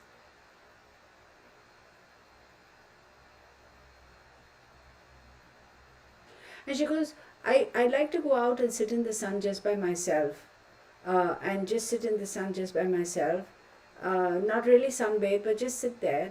And then I'd fall into a deep temporary sleep, and then I'd jolt up and sit up awake and startled because these weird thoughts about constantly I used to think about why people were not being nice to me the way I was, why people were not reciprocating the way I would feel towards them, reciprocating the same level of feelings and trust and respect and so on and so forth. That would pop into my head, and I could never get away from that my mind, my whole life revolved around trying to understand the whys and wherefores and why nots of that, and I just couldn't shut that down. She goes, I just couldn't shut that down.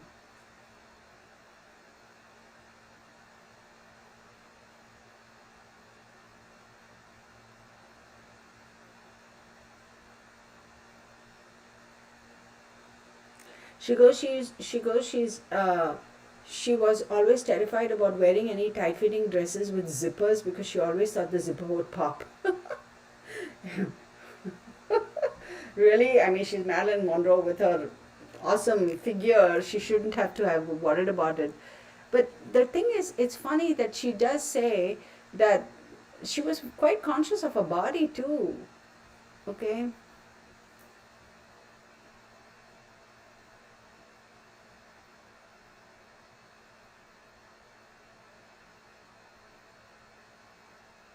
Yeah, Texas got it. I don't know. She's showing me lilies, so I don't know what are the scent, what her favorite flower, or I don't know. She's just showing me lilies. Okay.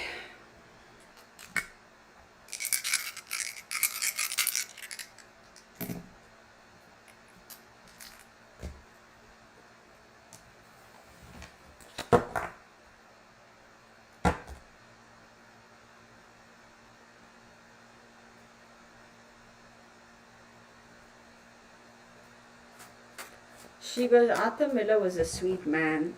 It wasn't real love. No, it wasn't.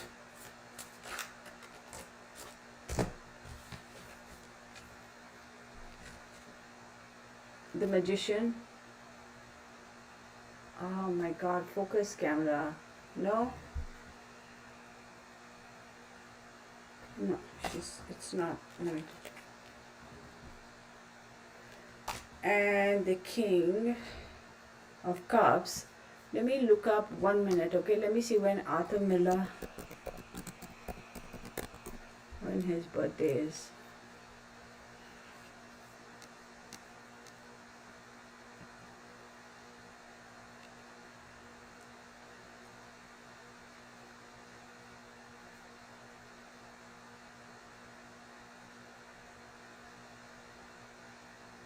I didn't know Joan Copeland was his sister. I didn't know Danny Day-Lewis is his son-in-law. Wow. She goes, he was a sweet man. Look, Arthur Asher Miller, October 17th, 1950, and we have the King of Cups. So he's a Scorpio. No, he's not a Scorpio. Wait. Hang on, y'all. I've got to make sure because the calendars. When is he? Wait, what? October 17th. He's a Libra. So why is the King of Cups coming up? Who's the King of Cups? Who's the King of Cups? Joe DiMaggio is a Scorpio. Well, he's a Sagittarius. Gemini. Who's the King of Cups? I want to know. I wonder if who's the King of Cups, y'all? Hang on 1 second. Oh my God, she's so freaking gorgeous. She is, I mean, look at her.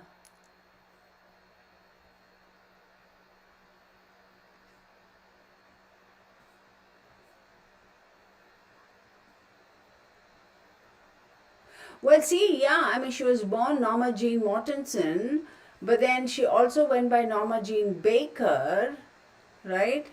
Other names, but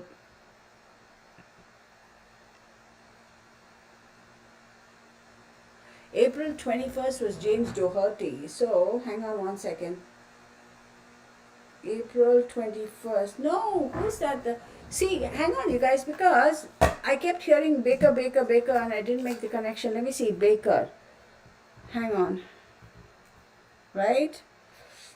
So, hang on one second. Hang on, everybody.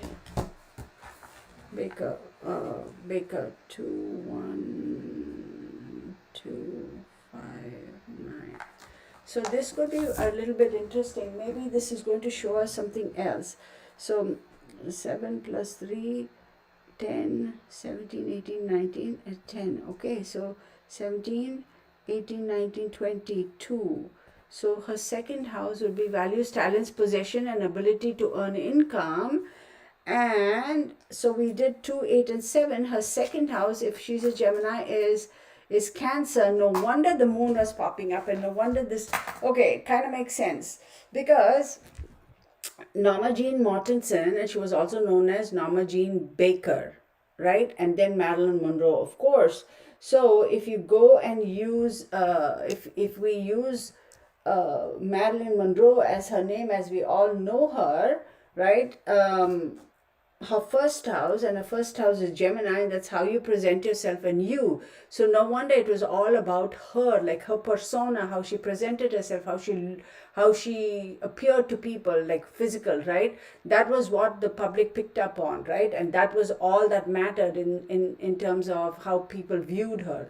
And then if you look at Norma Jeane Baker, she vibrates to 2, and the second house says values, talents, possessions, and the ability to earn income. So now it kind of all ties in, and absolutely I get it, because it does talk about her persona, her physical appearance is what facilitated her values, that's how she was valued, her talent, and that was her possession, and that's how she was able to earn an income, by her appearance, because of her appearance, because of what she looked like. Absolutely makes sense. Then let's step it up even further. So if we take it as take her number 7, seventh house does talk about friends, marriage, partners, contracts, and relationships. So for her, her contracts and her relationships, be it with friends, partners, or business relationships, was all completely surrounded by and because and was tied into her physical self, her appearance. So that was a money maker, that was her demise, and that was her downfall. Kind of makes sense. And then when we talk about her 8th house, will, secrets, occult, death, and sexual energy, well, yeah, because of her physical appearance, she was so sexualized, if you will, and you know what, I hope that's the right word, yeah, and she was just looked at as a sex symbol, because it was a physical self. It wasn't a mental or emotional or a spiritual self that was ever appreciated or valued or even considered or acknowledged. Because I was like, nah. Because when I was doing Norma Jeane Mortenson, I kept hearing Baker, Baker, Baker, and I was like, yeah, I know, but now it ties up. Okay, so the Magician and the King of Cups. I don't know who this King of Cups is, y'all. I don't know. Well, the second house, if you take it as Norma Jeane Baker, number 2, and the second house is Cancer, so then King of Cups. But here, the King of Cups is offering emotions. I don't know to the Magician. So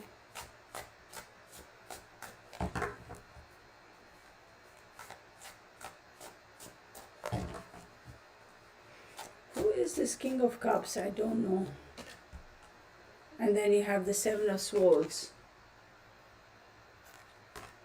And then we have the the Ace of Swords. Focus. No? You don't want to focus? There. I'm going to pull out one more card. I want to know what this is about. We have 15, the devil.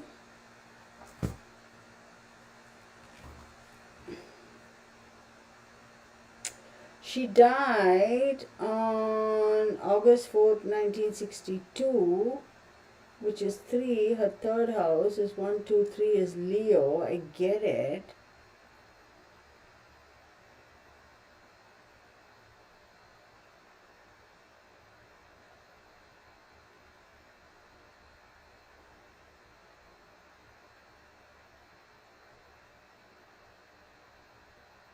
No, yeah.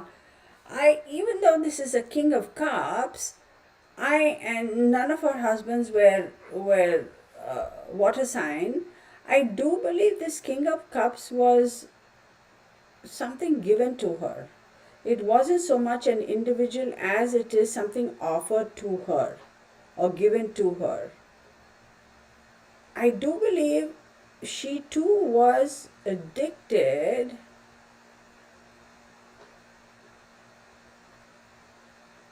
and that addiction was also nurtured and supported. I do believe this King of Cups and the magician coming together, I do believe it is her doctor who was constantly giving her things. I do believe. With the Seven of Swords, it talks about theft, betrayal, dishonesty. I do believe it's a doctor, the magician, who was constantly giving her things to consume, and in a way, he was being dishonest and he was betraying her trust. And then the Ace of Swords talks about conflicts and mental clarity. She definitely was conflicted because she knew that what he was doing was not right, but somehow she didn't have the clarity or the wherewithal to cut that cord. And yes, she does have the devil card over here, which does talks about deviant sexual energy and dependencies. So she was okay. Wow, Madeline. Oh my God, unbelievable. This is telling a very clear picture. So her trusted doctor, physician, got her conveniently hooked onto stuff, and when she realized what was happening, it was too far gone, and she definitely felt betrayed, and that her her trust in him was betrayed, and she didn't have the clarity to cut that cord or to get away from the addiction because she was too far gone, because she was already dependent on it.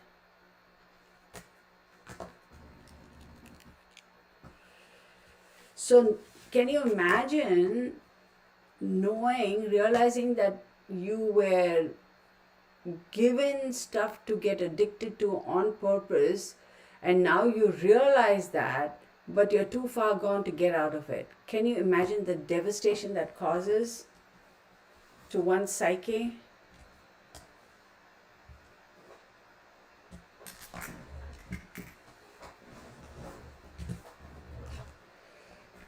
I'm going to pull one card from this deck. Show me one card for that.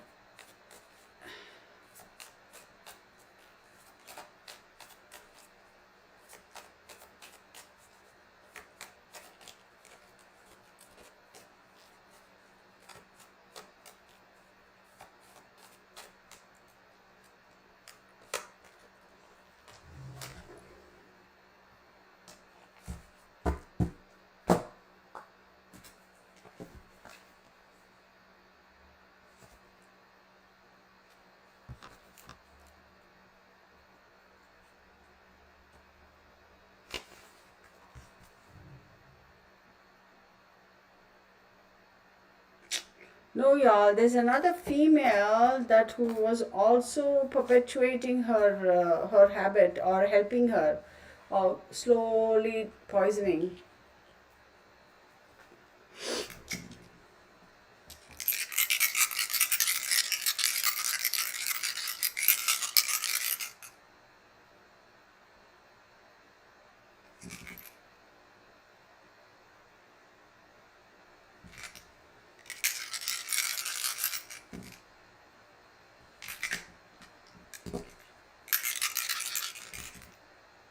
Yeah.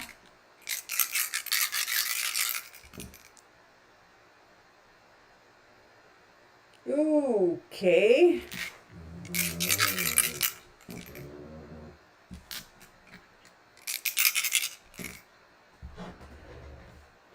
Let's take a look at that.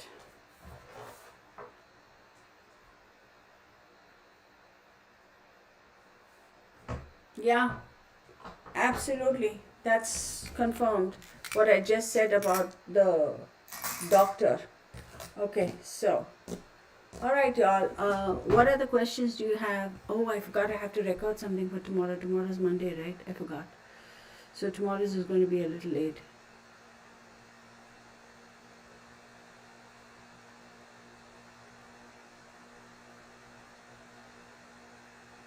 Yeah.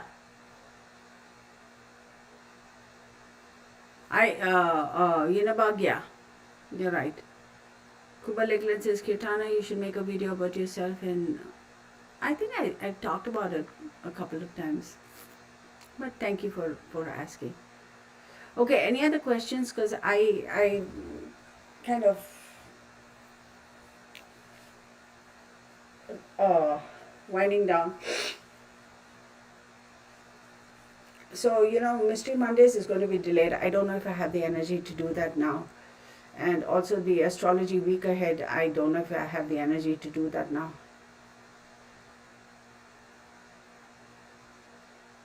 Girl, I don't have the famous, I'm famous, I don't have Susie Q, I don't have the patience to sit and write. But thank you.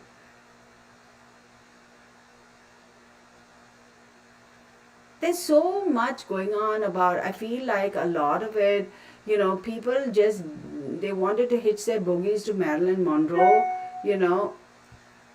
Bing, yes, she agrees. They wanted to hitch their bogies to Marilyn Monroe's train, and she actually, she calls him that bloke.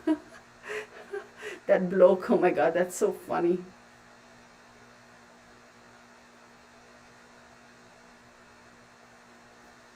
Okay, if you have no more questions, I'm going to end this, y'all, because my energy is kind of slowly, kind of. Good night, Tammy. Thank you for joining us, Tammy. There's more to come. I do. Yinabak says, how can we help you recharge? Oh, Yinabak, you are very kind. Thank you so much for even just asking. I believe a doctor got paid to take her out. Um, Nothing. I mean, really, it's just a process I go through. But thank you so much, Inabak, for even just asking. And I know tomorrow I have a reading, right? So I have to, I'm going to have to wake up very early in the morning and make a cup because I seriously don't have the energy now to do that reading. I mean, to do the videos for tomorrow. So, uh, oh, absolutely, my pleasure. I am sure I will do another video for Madeline. So, good night, Elena. Thank you, Persephone, Elena, Ramona, Inabag, Manx, Tammy Melton, Lady Sapphire, of course, Texas Patriot as always, which you want. Oh, yeah, she definitely will. She's going to have a lot to talk. Absolutely. Gypsy Girl, Noble CE, Manx, of course, Sheldon Schaffner, Mary Fagan, Kuba Leglin, Suzy Q. Yeah, it has been 4 hours, right? We started at 4 o'clock, my God. Noble C, Janet Farmer, Delvin, Sunshine Dragonfly. Where is Persephone? Yeah, hi Persephone, thank you. Lady Sapphire, of course, Afro Human. Then who else? Laura Shortlegs, Ray Nona Borer, Debbie Bagley, Kerry B. Who else? Delvin, Rock and Robin. Who else? Suzy Q. I'm missing a whole bunch of names, I'm sure. You know who didn't show today? I thought Pauline, are you in the house? I thought Pauline was going to be here today. Unless I completely. Janet Farmer, Rock and Robin, Sandra M. I guarantee I'm missing names, y'all. Amaryllis, Art Tate. Thank you. Thank you. Thank you. Sherilyn Schaffner, Angela Smith, Sassy T, BC Free, um, Texas Ma. Y'all, if I'm missing your names and I don't shout out, I mean, I'm so sorry. No offense meant. It's just that I missed it. So please excuse me. You know, I appreciate each and every one of you, and I thank you, Jari. Thank you so much for being here, Lucinda. I knew I would miss some names. I'm trying to catch them all. Let's go all the way. Auntie, Janet Farmer, of course I did. Dimar. So if I miss calling out Sandra, if I miss calling out any of your names, please know I'm not doing it on purpose. I truly just missed it and skipped it.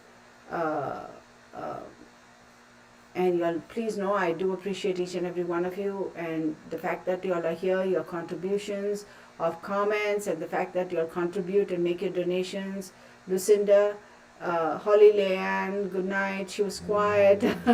Kathleen Cheney, Laura Shortlegs, of course. Then, so thank you so very much, everybody, and thank you, Texas Patriot, as always. Yinabag, Gypsy Girl, all of you all. Thank you so very much. Debbie Bagley, please tell Madeline she was. Oh my God. Yeah, I'll tell you what. So just before you all go, I'll give you a little bit of what transpired last night. Oh my God. So when did I do that reading for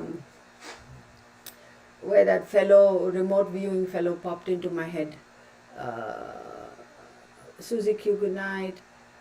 I couldn't sleep because all that I kept seeing was this fellow, and the only time I've ever laid eyes on this man was when Texas Patriot sent me a picture. I see him sitting in front of a swimming pool, like the swimming pool is almost a backdrop, and he's sitting there, and I can only see him, he's talking to somebody. And I was like, I don't even know what he's talking about, I couldn't tell. So I don't know what that was all about. And all I kept seeing besides that was this really beautiful, fluffy, well-made bed with white linen on it. I have no idea what the hell, pardon my language, what the connection is, if at all there is a connection.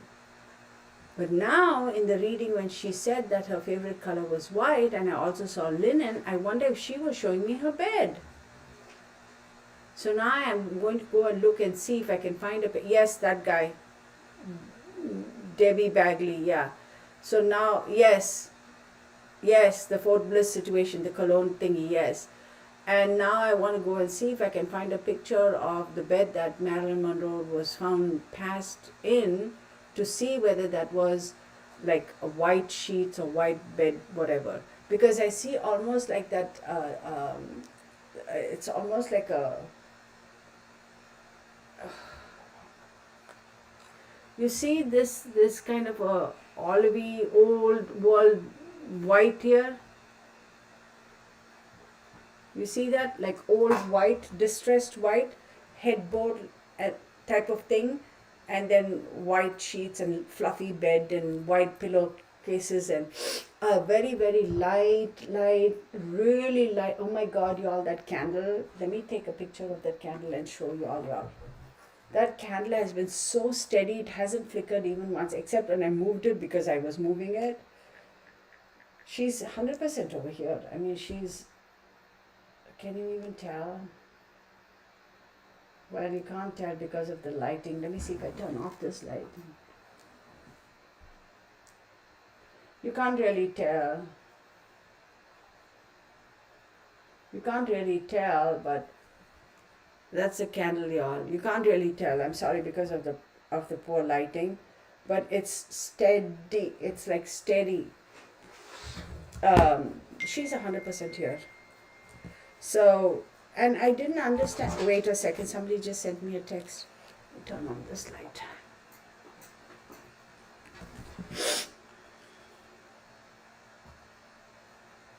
Oh my goodness. Oh my goodness. Y'all, oh my goodness. I'm gonna show it. This is the text message that Texas Patriot just sent me. You heard that bing? She just, oops. Sorry, honey, I shouldn't have shown your name. I hope your name. Oh my God, this poor sweet girl, this poor sweet girl. Oh my God. No, y'all. She was murdered, y'all. She was not in any way, shape, or form like, no, no, no, no. No, y'all, no. She did not commit suicide. She did not die of natural causes. She was 100% murdered.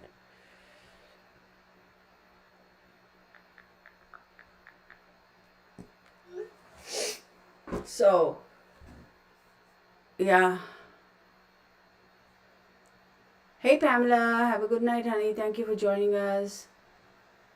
So, yeah, the picture I was just sent by one of you folks. Yeah, it was a white bed with white pillow sheets.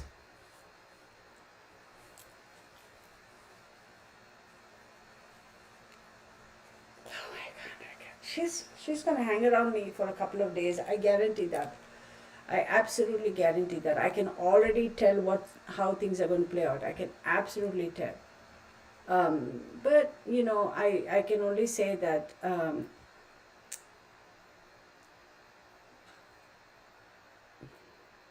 it almost makes me want to cry. Such a beautiful soul, y'all. Such a beautiful soul. Such a phenomenally beautiful soul.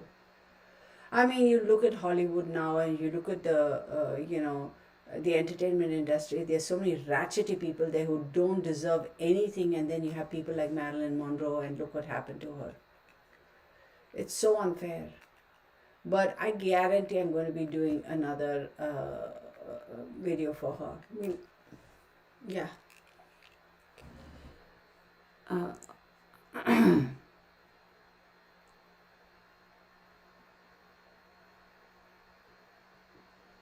What?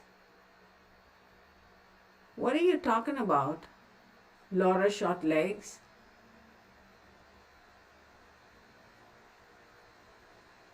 I know. Laura short legs, I really want to know. I'm very curious. Can you send me an email just out of curiosity? You don't have to mention names if you don't want to. I respect that. But I want to know what that is. I'm really curious about it.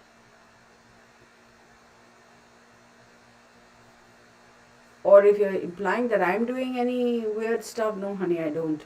Yes, Suzy Q, Lady Di, when I did that video for Henry and his asinine wife, a lot of people asked me to do one for her, but I said no, I won't. My God, that's going to tear me apart, y'all.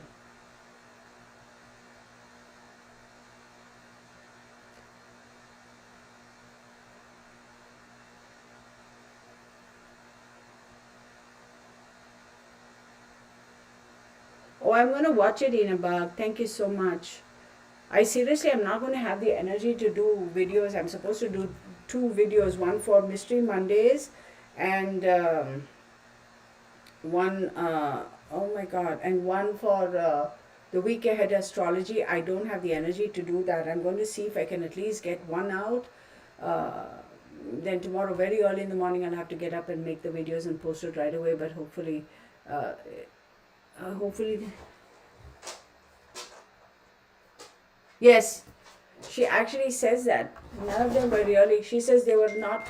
Oh, hang on, let me split him out. You want to go out, baby? You want to out? Okay, hold on. Back up, baby. Back up. Go. Honey, would you please let him out? Thank you. Go, baby. Go. You want it out? Go. Go. It's okay, go. I have 10 minutes. Go outside. Yeah, she calls him the bloke. Yeah, she wasn't. I hope you, and did I say it? Well, hang on. Somebody sent me some text messages. Oh my God, no, y'all. No, no. She didn't die of natural causes. She did not.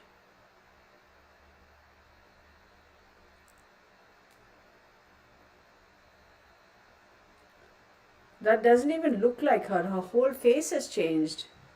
Texas Patriot, the last picture you sent me, her whole face looks different. I couldn't even tell if that was her. You know?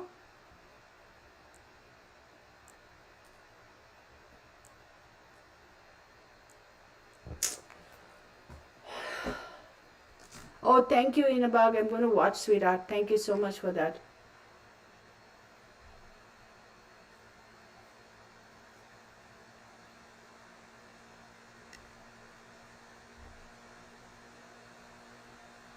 No, you're not being inappropriate. Thank you for posting that carriage house. I agree. That's what she implies too. She says it wasn't that for her. For her, it was more connecting with the heart.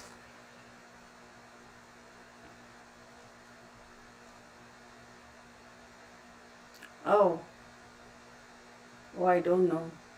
Who is it though, Laura Shortlegs? I'm just curious to know. Send me a link or just send me an email. Just for curiosity, I want to say. Yeah, I know what you're saying, carriage house. I know. Thank you though for being so, yeah, I know what you're saying. But thank you. Uh,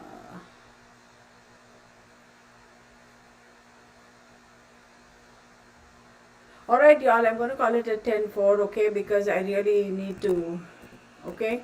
So thank you so much. Thank you.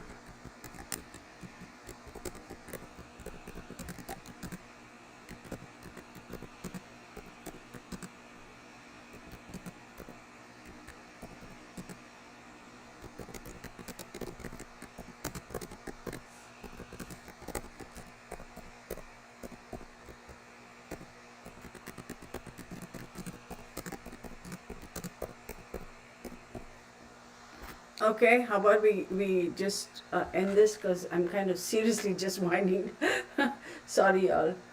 Thank you, Texas Patriot. I know they did us so wrong, y'all. Absolutely. Her candle is still burning. I'm going to let it burn. That was for her. So I hope she knows that she's loved, and I hope she knows I'm really getting emotional now. So I'm going to have to stop. It's just the unfairness of it all is just so not right. So not right. But all right, everybody. Thank you so very much. Take care. Okay. Not. I don't know if it'll pop up here, Laura. Is that Laura? Laura Shortlegs. Send me an email, sweetheart. My email address is the real tarot1123 at gmail.com. Laura Shortlegs, send me an email, then I'll get the link. Thank you, Sherlyn. You take care too, sweetheart. You need your rest. You really need to rest, right?